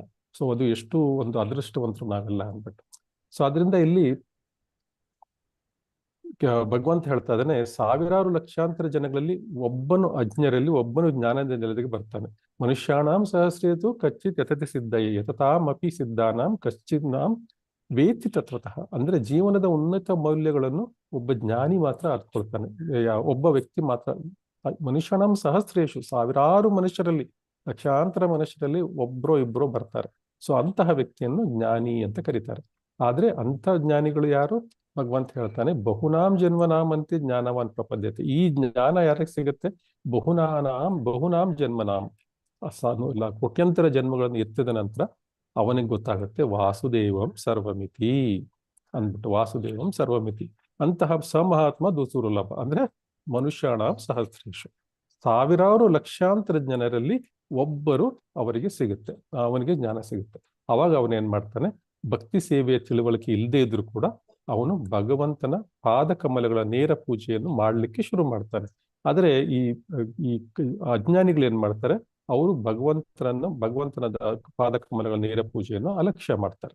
ಸೊ ಎಲ್ಲಿವರೆಗೂ ಅವ್ರಿಗೆ ಗೊತ್ತಾಗೋದಿಲ್ಲ ವಾಸುದೇವ ಸರ್ವಮಿತಿ ಅಂದ್ಬಿಟ್ಟು, ಅಲ್ಲಿವರೆಗೂ ಅವರು ಭಗವಂತನ ಶರಣಾಗೋತರ ಆಗೋದೇ ಇಲ್ಲ. ನಾವು ಭಗವದ್ಗೀತೆಯಲ್ಲೂ ನೋಡಿದೀವಿ, 4 ರೀತಿಯ ಜನಗಳು ಭಗವಂತನಿಗೆ ಯಾವಾಗ್ಲೂ ಶರಣಾಗೋದೇ ಇಲ್ಲ. ಯಾರಿಗೆ ನೆನಪಿದೆಯಾ 4 ರೀತಿಯ ಜನಗಳು ಯಾರು ಶರಣಾಗೋದಿಲ್ಲ? ಮೂಢ, ಅರ್ಥಾರ್ಥಿ, ಅವರು ಶರಣಾಗುವವರು. ಅರ್ಥಾರ್ಥಿ, ಜ್ಞಾನಿ, ಜಿಜ್ಞಾಸು, ಶರಣಾಗುವಂತ ವ್ಯಕ್ತಿಗಳು. ಶರಣಾಗದೇ ಇರುವವರು ಮೂಢ, ಮಾಯಾ ಅಪೃತ ಜ್ಞಾನ, ಆಸುರಿ ಸ್ವಭಾವ. ಇನ್ನೊಬ್ರು ಯಾರು? ಜ್ಞಾನ, ಆಸುರಿ ಸ್ವಭಾವ,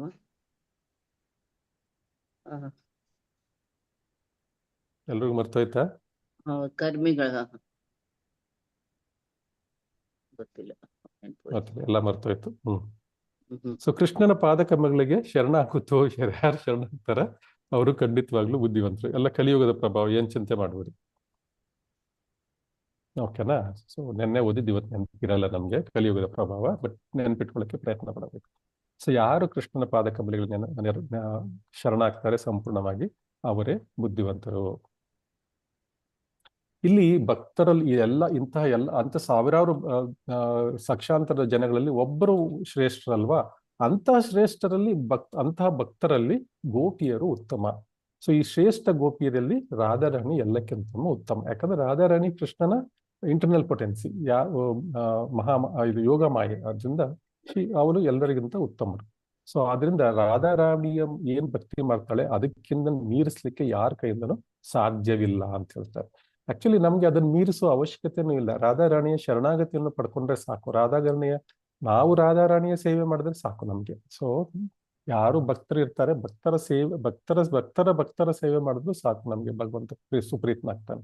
ಸೊ ಅದರಿಂದ ನಮ್ಗೆ ಕಾಂಪಿಟೇಷನ್ ಇಲ್ಲ ಇಲ್ಲಿ. ಸೊ ಅವರು ಟಾಪ್ ಮೋಸ್ಟ್ ಭಕ್ತರು ಯಾರು? ರಾಧಾರಾಣಿ.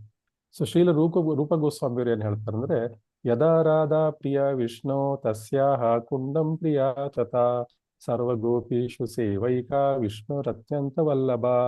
ಸೊ ಇಲ್ಲಿ ಶ್ರೀಮತಿ ರಾಧಾರಾಣಿ ಅತ್ಯಂತ ಪ್ರಿಯಳು. ಆದ್ರೆ ಶ್ರೀಮತಿ ರಾಧಾರಾಣಿ ಹೇಗೆ ಪ್ರಿಯಳೋ ಅವಳು ಸ್ನಾನ ಮಾಡುವ ರಾಧಾ ಕುಂಡವು ಕೂಡ ಕೃಷ್ಣನಿಗೆ ಅಷ್ಟೇ ಪ್ರಿಯ ಅಂದ್ಬಿಟ್ಟು. ಆದ್ರಿಂದ ಕೃಷ್ಣ ಪ್ರಜ್ಞೆಯಲ್ಲಿ ಯಾರ್ಯಾರಿಗೆ ಆಸಕ್ತಿ ಇದೆ ಪ್ರತಿಯೊಬ್ಬರು ಕೊನೆಗೆ ರಾಧಾ ಕುಂಡವನ್ನು ಆಶ್ರಯಿಸಿ ಅಲ್ಲಿ ಜೀವನ ಪರ್ಯಂತ ಭಕ್ತಿ ಸೇವೆ ಮಾಡಬೇಕು ಅಂತೇಳಿ. ಆದ್ರೆ ಕಲಿಯುಗದ ಒಂದು ಅಡ್ವಾಂಟೇಜ್ ಏನು, ನೀವು ಅಲ್ಲಿ ಹೋಗಿ ಇರುವ ಅವಶ್ಯಕತೆ ಇಲ್ಲ. ಇಲ್ಲಿಯೇ ನೀವು ರಾಧಾ ಕುಂಡದ ಒಂದು ಧ್ಯಾನವನ್ನು ಮಾಡ್ತಾ ನೀವು ಅಲ್ಲಿ ಭಕ್ತಿ ಸೇವೆ ಮಾಡ್ತಾ ಇದೀನಿ ಅಂದ್ಕೊಂಡ್ರು ಕೂಡ ಭಗವಂತ ಕರುಣೆ ಕೊಡ್ತಾನೆ. ಸೊ ಅದರಿಂದ ಸೊ ಎಲ್ಲ ಶ್ರದ್ಧೆಯಿಂದ ಮಾಡಬೇಕು. ಅಂದ್ರೆ ಅಲ್ಲಿ ನಮ್ಗೆ ಹೋಗಕ್ಕಾಗಲ್ಲಪ್ಪ, ಅಲ್ಲಿ ಕೈ ಕಾಲು ನೋವುತ್ತೆ, ಅದು ನೋವುತ್ತೆ, ಇದು ನೋವುತ್ತೆ, ಏನಾದ್ರೂ ಒಂದು ನೋವಿದ್ದದ್ದೇ, ಎಷ್ಟು ಟ್ಯಾಬ್ಲೆಟ್ ತಗೊಂಡ್ರು ಹೋಗಲ್ಲ. ಸೊ ನಮ್ಗೆ ಆತರ ಪ್ರಾಬ್ಲಮ್ಗಳು ಬೇಕಾದಷ್ಟು ಜನಗಳಿಗೆ ಇದೆ ಈಗಿನ ಕಾಲದಲ್ಲಿ. ಅದು ಏನು ಮಾಡಕ್ಕಾಗಲ್ಲ. ಯಾಕಂದ್ರೆ 30-40 ವರ್ಷಕ್ಕೆನೆ ಎಲ್ಲರೂ ಟ್ಯಾಬ್ಲೆಟ್ ಮೇಲೆ ಬದುಕಿರೋದು. ಇವಾಗ ಯಾರು ಬದುಕ್ತಾ ಇಲ್ಲ. 40 ವರ್ಷಕ್ಕೆಲ್ಲ life dependent on medicine. So medicine ಮೇಲೆ ಡಿಪೆಂಡ್ ಆಗಿ ಬದುಕಿರೋದು ನಾವೆಲ್ಲ, ಲೈಫ್ ಸಪೋರ್ಟಿಂಗ್ ಸಿಸ್ಟಮ್. ಸೊ ಇಲ್ಲಿ ಎಲ್ಲರಿಗೂ ಆಗೋಗಿದೆ, ಇವಾಗ ಏನು ಮಾಡಕ್ಕಾಗಲ್ಲ. ಸೊ ಅನುಕೂಲ ಸಿಕ್ಕಿದ್ರೆ ಆ ಒಂದು ಶ್ರದ್ಧೆಯಿಂದ ಹೋಗಿ ಬಂದ್ರೆ ಉತ್ತಮ. ಅಲ್ಲಿ ಇರ್ಲಿಕ್ಕೆ ಆಗೋದಿಲ್ಲ. ಯಾಕಂದ್ರೆ ಅಲ್ಲಿ ಒಂದು ಸಮಸ್ಯೆ ಏನು ಅಂದ್ರೆ, ಅಲ್ಲಿ ಇದ್ರೆ ನೀವು ಸ್ವಲ್ಪ ತಪ್ಪು ಮಾಡಿದ್ರು ಕೂಡ ಅದು ದೊಡ್ಡದಾಗಿ ಪರಿಣಮಿಸುತ್ತೆ, ಅದು ವೈಷ್ಣವ ಅಪರಾಧ ಆಗುತ್ತೆ. ಸೊ ಅದರಿಂದ ನಮಗೆ ಅಷ್ಟು ಮನಸ್ಸು ಅಷ್ಟು ಸ್ವಚ್ಛವಾಗಿಲ್ಲದೆ ಇರೋದ್ರಿಂದ ನಾವು ದೂರದಲ್ಲಿದ್ದುಕೊಂಡೇ ಅಲ್ಲಿದ್ದು ಮಾಡ್ತಾ ಇದ್ದೀವಿ ಅನ್ಕೊಳ್ಳೋದು ಒಳ್ಳೇದು. ಶ್ರೀಲ ಪ್ರಭುಪಾದರು ಕೂಡ ಹೇಳ್ತಾರೆ, ನೀವು ಅಲ್ಲೆಲ್ಲ ಹೋಗೋದು ಒಳ್ಳೇದು, ಇದಕ್ಕೆಲ್ಲನು ಯಾವ್ದು ಬೃಂದಾವನಕ್ಕೆಲ್ಲ ಹೋಗೋದು ಒಳ್ಳೇದು, ಆದ್ರೆ 3-4 ದಿವಸಕ್ಕಿಂತ ಜಾಸ್ತಿ ಇರಬೇಡಿ. ಜಾಸ್ತಿ ಅಂದ್ರೆ 1 ವಾರ ಅಷ್ಟೇ ಅಂತ ತಮ್ಮ ಭಕ್ತರಿಗೆ ಹೇಳ್ತಾ ಇದ್ರು.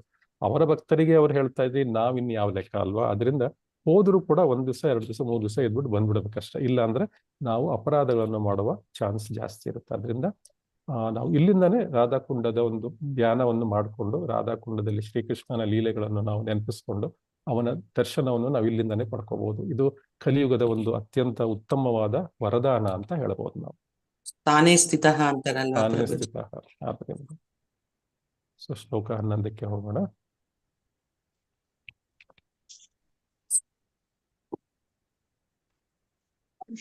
ಕೃಷ್ಣಸ್ಯ ಉಚ್ಚೆ ಪ್ರಣಯವಸತಿ ಪ್ರೇಯಸೀಭ್ಯ ಅಪಿ ರಾಧಾ ಕುಂಡಂ ಚ ಅಸ್ಯ ಮುನಿಭಿಃ ಅಭಿತಃ ತಾಕೇವ ವೇದಾಯಿ ಯತ್ ಪ್ರೇಷ್ಠೆ ಅಪಿ ಅಲಂ ಅಸುಲಭಂ ಕಿಂ ಪುನಃ ಭಕ್ತಿಭಾಜಾಂ ತತ್ಪ್ರೇಮ ಇದಂ ಸಕೃತ್ ಅಪಿ ಸರಸ್ನಾತು ಆವಿಷ್ಕರೋತಿ. ಈಗ ರಿಪೀಟ್ ಮಾಡೋಣ. ಕೃಷ್ಣಸ್ಯ ಉಚ್ಚೆ ಪ್ರಣಯವಸತಿಃ ಕೃಷ್ಣಸ್ಯ ಉಚ್ಚೈ ಪ್ರಣಯವಸತಿ ಪ್ರೇಯಸೀಭ್ಯ ಅಪಿ ರಾಧಾ ಪ್ರೇಯಸೀಭ್ಯೋऽಪಿ ರಾಧಾ. ಕೃಷ್ಣಸ್ಯ ಉಚ್ಚೆ ಪ್ರಣಯವಸತಿಃ ಪ್ರೇಯಸೀಭ್ಯ ಅಪಿ ರಾಧಾ ಕೃಷ್ಣಸ್ಯ ಉಚ್ಚೈ ಪ್ರಣಯವಸತಿ ಪ್ರೇಯಸೀಭ್ಯೋऽಪಿ ರಾಧಾ. ಕುಂಡಂ ಚ ಅಸ್ಯ ಮುನಿಭಿಃ ಅಭಿತಃ ತಾಕೇವ ವ್ಯದಾಯಿ ಕುಂಡಂ ಚ ಅಸ್ಯ ಮುನಿಭಿಃ ಅಭಿತಃ ತಾದೃಕೇವ ವಿಧಾಯಿ. ಕುಂಡಂ ಚ ಅಸ್ಯ ಮುನಿಭಿಃ ಅಭಿತತಾಕೇವ ವ್ಯದಾಯಿ ಕುಂಡಂ ಚ ಅಸ್ಯ ಮುನಿಭಿಃ ಅಭಿತಃ ತಾದೃಕೇವ ವಿಧಾಯಿ. ಯತ್ ಪ್ರೇಷ್ಠೆ ಅಪಿ ಅಲಂ ಅಸುಲಭಂ ಕಿಂ ಪುನಃ ಭಕ್ತಿಭಾಜಾಂ ಅಪಿ ಅಲಂ ಅಸುಲಭಂ ಕಿಂ ಪುನಃ ಭಕ್ತಿಭಾಜಂ. ಯತ್ ಪ್ರೇಷ್ಠೆ ಅಪಿ ಅಲಂ ಅಸುಲಭಂ ಕಿಂ ಪುನಃ ಭಕ್ತಿಭಾಜಾಂ ಯತ್ ಪ್ರೇಷ್ಠಿಃ ಅಪಿ ಅಲಂ ಅಸುಲಭಂ ಕಿಂ ಪುನಃ ಭಕ್ತಿಭಾಜಂ. ತತ್ಪ್ರೇಮ ಇದಂ ಸಕೃತಪಿ ಸರಸ್ನಾತು ಆವಿಷ್ಕರೋತಿ ಇದಂ ಸಕೃತ್ ಅಪಿ ಸರಸ್ನಾತುಃ ಆವಿಷ್ಕರೋತಿ. ತತ್ಪ್ರೇಮ ಇದಂ ಸಕೃತ್ ಅಪಿ ಸರಃ ಸ್ನಾತುಃ ಆವಿಷ್ಕರೋತಿ ತತ್ಪ್ರೇಮ ಇದಂ ಸಕೃತ್ ಅಪಿ ಸರಃ ಸ್ನಾತುಃ ಆವಿಷ್ಕರೋತಿ. ಕೃಷ್ಣಸ್ಯ ಶ್ರೀಕೃಷ್ಣನ ಕೃಷ್ಣಸ್ಯ ಶ್ರೀಕೃಷ್ಣನ ಉಚ್ಚೈಃ ಶ್ರೇಷ್ಠವಾದ ಉಚ್ಚೈಃ ಶ್ರೇಷ್ಠವಾದ ಪ್ರಣಯವಸತಿಃ ಪ್ರಣಯವಸ್ತುಃ ಪ್ರಣಯವಸತಿ ಪ್ರಣಯವಸ್ತುವು ಪ್ರಿಯಸೀಭ್ಯ ಅನೇಕ ಗೋಪಿಯರಲ್ಲಿ ಪ್ರೇಯಸೀಭ್ಯ ಅನೇಕ ಗೋಪಿಯರಲ್ಲಿ ಅಪಿ ಖಂಡಿತವಾಗಿ ಅಪಿ ಖಂಡಿತವಾಗಿ ರಾಧಾ ಶ್ರೀಮತಿ ರಾಧಾರಾಣಿ ರಾಧಾ ಶ್ರೀಮತಿ ರಾಧಾರಾಣಿ ಕುಂಡಂ ಸರೋವರವನ್ನು ಕುಂಡಂ ಸರೋವರವನ್ನು ಚ ಮತ್ತು ಚ ಮತ್ತು ಅಸ್ಯ ಅವಳ ಅಸ್ಯ ಅವಳ ಅವಳ ಮುನಿಭಿಃ ಮಹರ್ಷಿಗಳಿದ್ದ ಮುನಿಭಿಃ ಮಹರ್ಷಿಗಳಿಂದ ಅಭಿತಃ ಎಲ್ಲ ಅಂಶಗಳಲ್ಲಿ ಪಡೆಯಲು ಕಷ್ಟ ಅಭಿತಃ ಎಲ್ಲ ಅಂಶಗಳಲ್ಲಿ ಎಲ್ಲ ಅಂಶಗಳಲ್ಲಿ ಎಲ್ಲ ಮಿಸ್ ಮಾಡಿದೆ ನಾನು ಅನ್ಸುತ್ತೆ. ತಾದೃಕೇವ ತಾದೃಕೇವ ಎಲ್ಲಿದ್ದೆ ನಾನು? ವ್ಯದಾಯಿ ಮಾಡಿದ್ವಲ್ಲ, ನಾಲ್ಕನೇ ಅಭಿತಃ ಲೈನ್ ಕರೆಕ್ಟ್ ಇಲ್ಲಿ ಅಭಿತಃ ಎಲ್ಲ ಅಂಶಗಳಲ್ಲಿ ಇಲ್ಲಿತ್ವಲ್ಲ, ಆಯ್ತು. ಲೈನ್ ಮಿಸ್ ಮಾಡ್ಕೊಂಡೆ. ತಾಕೇವ ಅದೇ ರೀತಿ, ತಾದೃಕೇವ ಅದೇ ರೀತಿ, ವ್ಯದಾಯಿ ವಿವರಿಸಲಾಗಿದೆ, ವ್ಯದಾಯಿ ವಿವರಿಸಲಾಗಿದೆ, ಯತ್ ಯಾವ ಯತ್ ಯಾವ ಪ್ರೇಷ್ಠೆ ಭಕ್ತೋತ್ತಮರಿಂದ, ಭಕ್ತೋತ್ತಮರಿಂದ, ಸ್ವಲ್ಪ ಸ್ಪೆಲ್ಲಿಂಗ್ ಮಿಸ್ಟೇಕ್, ಅಪಿ ಕೂಡ, ಅಪಿ ಕೂಡ, ಅಲಂ ಸಾಕು, ಅಲಂ ಸಾಕು, ಅಸುಲಭಂ ಪಡೆಯಲು ಕಷ್ಟ, ಅಸುಲಭಂ ಪಡೆಯಲು ಕಷ್ಟ, ಹಿಂ ಯಾವುದು, ಕಿಂ ಯಾವುದು, ಪುನಃ ಮತ್ತೆ, ಪುನಃ ಮತ್ತೆ, ಭಕ್ತಿ ಬಾಜಾಂ ಭಕ್ತಿ ಸೇವೆಯಲ್ಲಿ ನಿರತವಾಗಿರುವವರಿಗೆ, ಭಜಾಂ ಭಕ್ತಿ ಸೇವೆಯಲ್ಲಿ ನಿರತರಾಗಿರುವವರಿಗೆ, ತತ್ ಅದು, ತತ್ ಅದು, ಪ್ರೇಮ ಭಗವಂತನ ಬಗೆಗೆ ಪ್ರೇಮವು, ಪ್ರೇಮ ಭಗವಂತನ ಬಗೆಗೆ ಪ್ರೇಮವು, ಇದಂ ಇದು, ಇದಂ ಇದು, ಸಕೃತ್ ಒಮ್ಮೆ, ಸಕೃತ್ ಅಪಿ ಕೂಡ, ಅಪಿ ಕೂಡ, ಸರೋವರದಲ್ಲಿ, ಸರೋವರದಲ್ಲಿ, ಸ್ನಾತುಹು ಸ್ನಾನ ಮಾಡಿದವನ, ಸ್ನಾನ ಮಾಡಿದವನ, ಆವಿಷ್ಕರೋತಿ ಜಾಗೃತಗೊಳಿಸುತ್ತದೆ, ಆವಿಷ್ಕರೋತಿ ಜಾಗೃತಗೊಳಿಸುತ್ತದೆ. ಅನುವಾದ ಮತ್ತು ಭಾವಾರ್ಥ ಶ್ರೀಲ ಪ್ರಭುಪಾದರಿಗೆ ಜಯವಾಗಲಿ. ಸಂತೋಷದಾಯಕ ವಸ್ತುಗಳೆಲ್ಲ ವ್ರಜಭೂಮಿಯ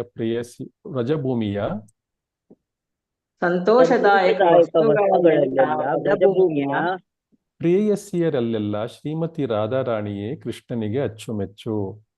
ಪ್ರೇಯಸಿಯರಲ್ಲೆಲ್ಲ ಶ್ರೀಮತಿ ರಾಧಾರಾಣಿಯೇ ಕೃಷ್ಣನಿಗೆ ಅಚ್ಚುಮೆಚ್ಚು. ಎಲ್ಲ ಅಂಶಗಳಲ್ಲೂ ಅವಳ ದಿವ್ಯ ಕುಂಡವು ಎಲ್ಲ ಅಂಶಗಳಲ್ಲೂ ಅವಳ ದಿವ್ಯ ಕುಂಡವು ಕೃಷ್ಣನಿಗೆ ಅವಳಷ್ಟೇ ಪ್ರಿಯವೆಂದು ಮಹರ್ಷಿಗಳು ಹೇಳಿದ್ದಾರೆ. ಕೃಷ್ಣನಿಗೆ ಅವಳಷ್ಟೇ ಪ್ರಿಯವೆಂದು ಮಹರ್ಷಿಗಳು ಹೇಳಿದ್ದಾರೆ. ರಾಧಾಕುಂಡವು ಮಹರ್ಷಿಗಳಿಗೆ ದುರ್ಲಭ. ರಾಧಾಕುಂಡವು ಮಹರ್ಷಿಗಳಿಗೆ ದುರ್ಲಭ. ಆದ್ದರಿಂದ ಅದು ಸಾಧಾರಣ ಭಕ್ತರಿಗೆ ದೊರಕುವುದು ಇನ್ನೂ ಕಷ್ಟ. ಒಬ್ಬನು ಒಮ್ಮೆ ಈ ಪುಣ್ಯ ಜಲದಲ್ಲಿ ಮಿಂದರೆ ಸಾಕು.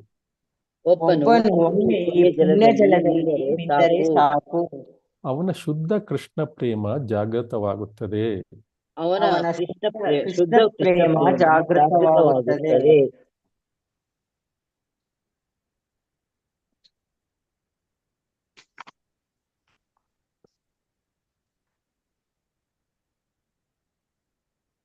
ಭಾವಂತ ಓದ್ದೇ ಇರೋರು ಯಾರಾದ್ರೂ ಓದ್ಲಿಕ್ಕೆ ಪ್ರಯತ್ನ ಪಡ್ತೀರಾ? ಹರೇ ಕೃಷ್ಣ ಪ್ರಭುಜಿ, ನಾನು ಓದ್ತೀನಿ. ಕಾಂತಮಣಿ ಮಾತಾಜಿ ಓದಿ. ಓದಿ ಬಾ. ರಾಧಾಕುಂಡ ಎಷ್ಟು ಶ್ರೇಷ್ಠವಾದುದು, ಏಕೆಂದರೆ ಅದು ಶ್ರೀಕೃಷ್ಣನಿಗೆ ಪರಮ ಪ್ರೀತಿ ಪಾತ್ರಳಾದ ಶ್ರೀಮತಿ ರಾಧಾರಾಣಿಯದು. ಗೋಪಿಯರಲ್ಲೆಲ್ಲ ಅವಳೇ ಅವನಿಗೆ ಪರಮ ಪ್ರೀತಿ ಪಾತ್ರಳು. ಅದೇ ರೀತಿ ಅವಳ ಸರೋವರವಾದ ರಾಧಾಕುಂಡವು ಶ್ರೀಕೃಷ್ಣನಿಗೆ ರಾಧೆಯಷ್ಟೇ ಪ್ರಿಯವಾದುದು ಎಂದು ಮಹರ್ಷಿಗಳು ಹೇಳಿದ್ದಾರೆ. ನಿಜವಾಗಿ ರಾಧಾಕುಂಡದ ಬಗೆಗೆ ಮತ್ತು ರಾಧಾರಾಣಿಯ ಬಗೆಗೆ ಕೃಷ್ಣನ ಪ್ರೇಮ ಎಲ್ಲ ವಿಧಗಳಲ್ಲೂ ಒಂದೇ ಆಗಿದೆ. ರಾಧಾಕುಂಡವು ಪೂರ್ತಿಯಾಗಿ ಭಕ್ತಿ ಸೇವೆಯಲ್ಲಿ ನಿರತವಾಗಿರುವ ಶ್ರೇಷ್ಠ ವ್ಯಕ್ತಿಗಳಿಗೆ ದುರ್ಲಭವಾಗಿರುವಾಗ, ವೈದಿ ಭಕ್ತಿಯಲ್ಲಿ ತೊಡಗಿರುವ ಸಾಮಾನ್ಯ ಭಕ್ತರ ಬಗ್ಗೆ ಹೇಳುವುದೇನಿದೆ? ಗೋಪಿಯರ ಜಾಡಿನಲ್ಲಿ ನಡೆದು ರಾಧಾಕುಂಡದಲ್ಲಿ ಒಮ್ಮೆ ಮಿಂದರೆ ಭಕ್ತನು ಕೂಡಲೇ ಕೃಷ್ಣನ ಬಗೆಗೆ ಶುದ್ಧ ಪ್ರೇಮವನ್ನು ಬೆಳೆಸಿಕೊಳ್ಳುತ್ತಾನೆಂದು ಹೇಳಲಾಗಿದೆ. ಒಬ್ಬನಿಗೆ ರಾಧಾಕುಂಡದ ತೀರದಲ್ಲಿ ಶಾಶ್ವತವಾಗಿ ಇರಲಾರದೆ ಇದ್ದರೆ ಅವನು ಎಷ್ಟು ಸಲ ಸಾಧ್ಯವೋ ಅಷ್ಟು ಸಲ ಮೀಯಬೇಕು ಎಂದು ಶ್ರೀಲ ರೂಪ ಗೋಸ್ವಾಮಿ ಹೇಳುತ್ತಾರೆ. ಭಕ್ತಿ ಸೇವೆಯ ಆಚರಣೆಯಲ್ಲಿ ಇದು ತುಂಬಾ ಮುಖ್ಯವಾದ ಅಂಶ. ಶ್ರೀಮತಿ ರಾಧಾರಾಣಿಯ ಸಖಿಯರ ಹಾಗೂ ಆಪ್ತ ಸೇವಕಿಯರ ಮಂಜರಿ ಜಾಡಿನಲ್ಲಿ ಮುಂದುವರಿಯ ಬಯಸುವವರಿಗೆ ರಾಧಾಕುಂಡವು ಅತ್ಯಂತ ಪ್ರಶಸ್ತವಾದ ಸ್ಥಳವೆಂದು ಈ ಸಂದರ್ಭದಲ್ಲಿ ಶ್ರೀಲರು ಭಕ್ತಿ ವಿನೋದ ಠಾಕೂರರು ಬರೆಯುತ್ತಾರೆ. ಆಧ್ಯಾತ್ಮಿಕ ದೇಹಗಳನ್ನು ಪಡೆದು ಸಿದ್ಧ ದೇಹ ಭಗವಂತನ ದಿವ್ಯ ಧಾಮಕ್ಕೆ ಹಿಂದಿರುಗ ಬಯಸುವ ಜೀವಿಗಳು ರಾಧಾಕುಂಡದಲ್ಲಿದ್ದು ಶ್ರೀ ರಾಧೆಯ ಆಪ್ತ ಸೇವಕಿಯರ ಆಶ್ರಯ ಪಡೆದು ಅವರ ನಿರ್ದೇಶನದಲ್ಲಿ ಸತತವಾಗಿ ರಾಧೆಯ ಸೇವೆ ಮಾಡಬೇಕು. ಶ್ರೀ ಚೈತನ್ಯ ಮಹಾಪ್ರಭುಗಳ ಆಶ್ರಯದಲ್ಲಿ ಭಕ್ತಿ ಸೇವಾ ನಿರತರಾಗಿರುವವರಿಗೆ ಇದು ಅತ್ಯುತ್ತಮ ವಿಧಾನ. ನಾರದ ಸನಕರೆ ಮೊದಲಾದ ಮಹರ್ಷಿಗಳು ಭಗವೋತ್ತಮರಿಗೆ ರಾಧಾಕುಂಡದಲ್ಲಿ ಮೀಯುವ ಅವಕಾಶ ದೊರಕದು ಎಂದು ಶೀಲ ಭಕ್ತಿ ಸಿದ್ಧಾಂತ ಸರಸ್ವತಿ ಠಾಕೂರರು ಬರೆಯುತ್ತಾರೆ. ಇನ್ನು ನಮ್ಮಂತಹ ಸಾಧಾರಣ ಭಕ್ತರ ಬಗೆಗೆ ಹೇಳುವುದೇನಿದೆ? ಒಂದು ಪಕ್ಷ ಒಬ್ಬನಿಗೆ ಸುದೈವದಿಂದ ಒಂದು ಸಲ ರಾಧಾಕುಂಡಕ್ಕೆ ಹೋಗುವ ಅವಕಾಶ ದೊರೆತು ಅಲ್ಲಿ ಒಮ್ಮೆಯಾದರೂ ಮೀಯುವ ಅವಕಾಶ ದೊರೆತರೂ ಅವನು ಗೋಪಿಯರಂತೆ ಕೃಷ್ಣನ ಬಗೆಗೆ ದಿವ್ಯ ಪ್ರೇಮ ಬೆಳೆಸಿಕೊಳ್ಳಲು ಸಾಧ್ಯ.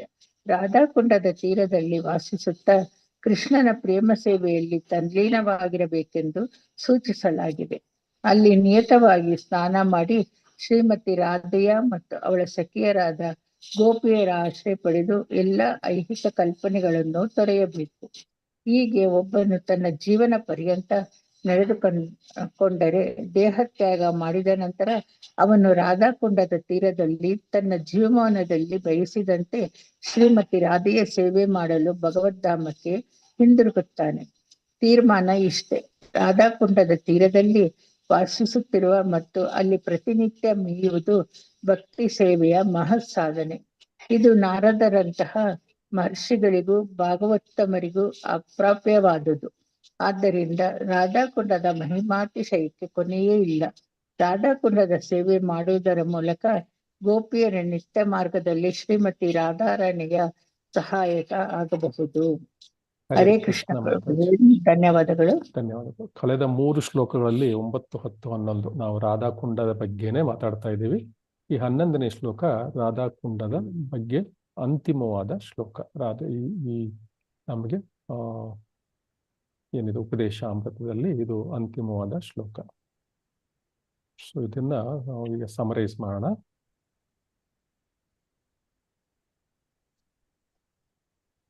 ಇಲ್ಲಿ ರಾಧಾಕುಂಡ ಯಾಕೆ ಅಷ್ಟೊಂದು ಶ್ರೇಷ್ಠ ಅಂತ, ಏಕೆಂದ್ರೆ ಅದು ಶ್ರೀಕೃಷ್ಣನಿಗೆ ಪರಮ ಪ್ರೀತಿ ಪಾತ್ರಳಾದ ಶ್ರೀಮತಿ ರಾಧಾರಾಣಿಯರು.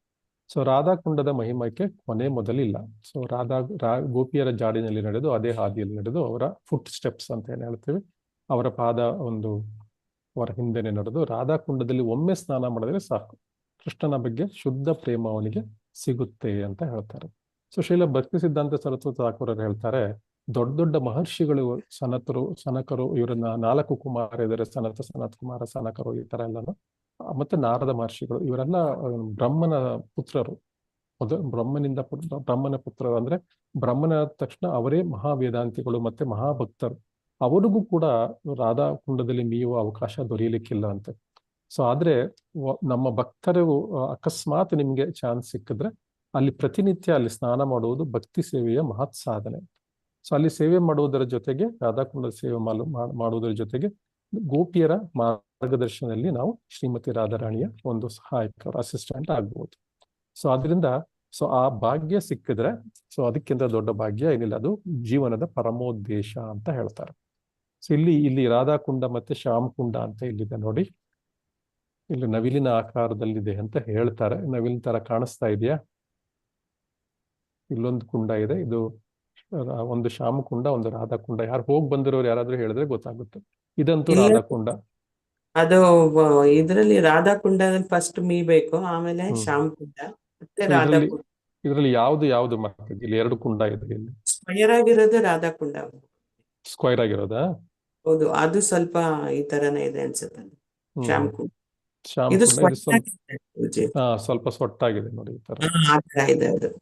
ಸೊ ನವಿಲುಗರಿಯ ರೂಪ ಅಂತ ಹೇಳ್ತಾರೆ.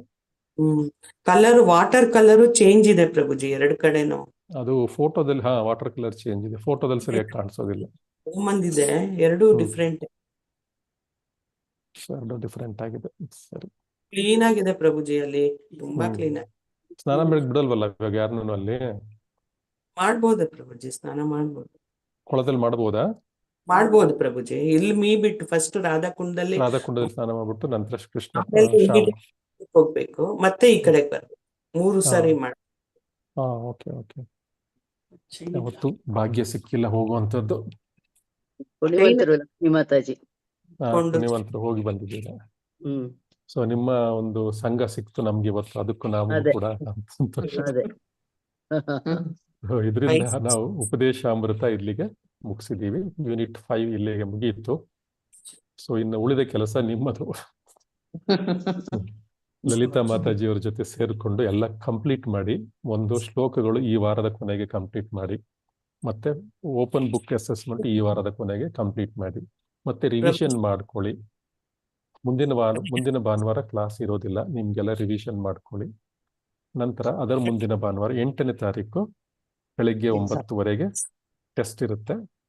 ಕ್ವಶನ್ಸ್ ಎಲ್ಲ ನಿಮ್ಮ ಹತ್ರ ಇದೆ, ಅದನ್ನ ರಿವೈಸ್ ಮಾಡ್ಕೊಳ್ಳಿ. ಲಲಿತಾ ಮಾತಾಜಿ ಆಲ್ರೆಡಿ ನಿಮ್ಮ ಜೊತೆ ಡಿಸ್ಕಸ್ ಮಾಡ್ತಾ ಇದಾರೆ ಅನ್ಕೊಂಡಿದ್ದೀನಿ. 2 ಸಾರಿ ಆಯ್ತು. 2 ಸರಿ ಆಯ್ತಾ? ಇನ್ನೂ 15 ದಿವಸ ಇದೆ ನೋಡಿ, ಬೇಕಾದ್ರೆ ಇನ್ನೂ 1-2 ಸರಿ ಮಾಡ್ಕೊಳ್ಳಿ. ಆಮೇಲೆ ಇದು ಮುಖ್ಯ, ಯಾವುದು ನಿಮ್ಮ ಅಟೆಂಡೆನ್ಸ್ ಹಾಕಿದ್ರೆ ಇವತ್ತು ಎಲ್ರೂ? ಅಟೆಂಡೆನ್ಸ್ ಹಾಕಿದ್ರ? ಸರಿ, ಅಟೆಂಡೆನ್ಸ್ ಹಾಕಾಯ್ತು. ಬೆಳಿಗ್ಗೆ ಮಂಗಳಾರತಿಗೆ ಎಲ್ಲರೂ ಅಟೆಂಡ್ ಮಾಡ್ತಿದೀವಿ. ಮಂಗಳಾರತಿ ಅಟೆಂಡ್ ಮಾಡಿ, ಮುಖ್ಯವಾದದ್ದು ಅದು. ಇನ್ಮೇಲೆ ಕಂಪಲ್ಸರಿ ಭಕ್ತಿಶಾಸ್ತ್ರಿ ಮತ್ತು ಲೆವೆಲ್ 5 ಮತ್ತು ಲೆವೆಲ್ 6 ಅವರೆಲ್ಲ ಕಂಪಲ್ಸರಿ ಅಟೆಂಡ್ ಮಾಡಬೇಕು. ಪರಿಕ್ರಮ ಸ್ಟಾರ್ಟ್ ಆಗಿ ರಾಧಾಕುಂಡ ಇಂದ ಪ್ರಭುಜಿ, ಇದು ಗೋವರ್ಧನಗಿರಿದು. ಆಮೇಲೆ ಮತ್ತೆ ಅಲ್ಲಿಗೆ ಬಂದು ಸಂಪೂರ್ಣ ಆಗಿ ಅಲ್ಲಿ ಸ್ನಾನ ಮಾಡಿ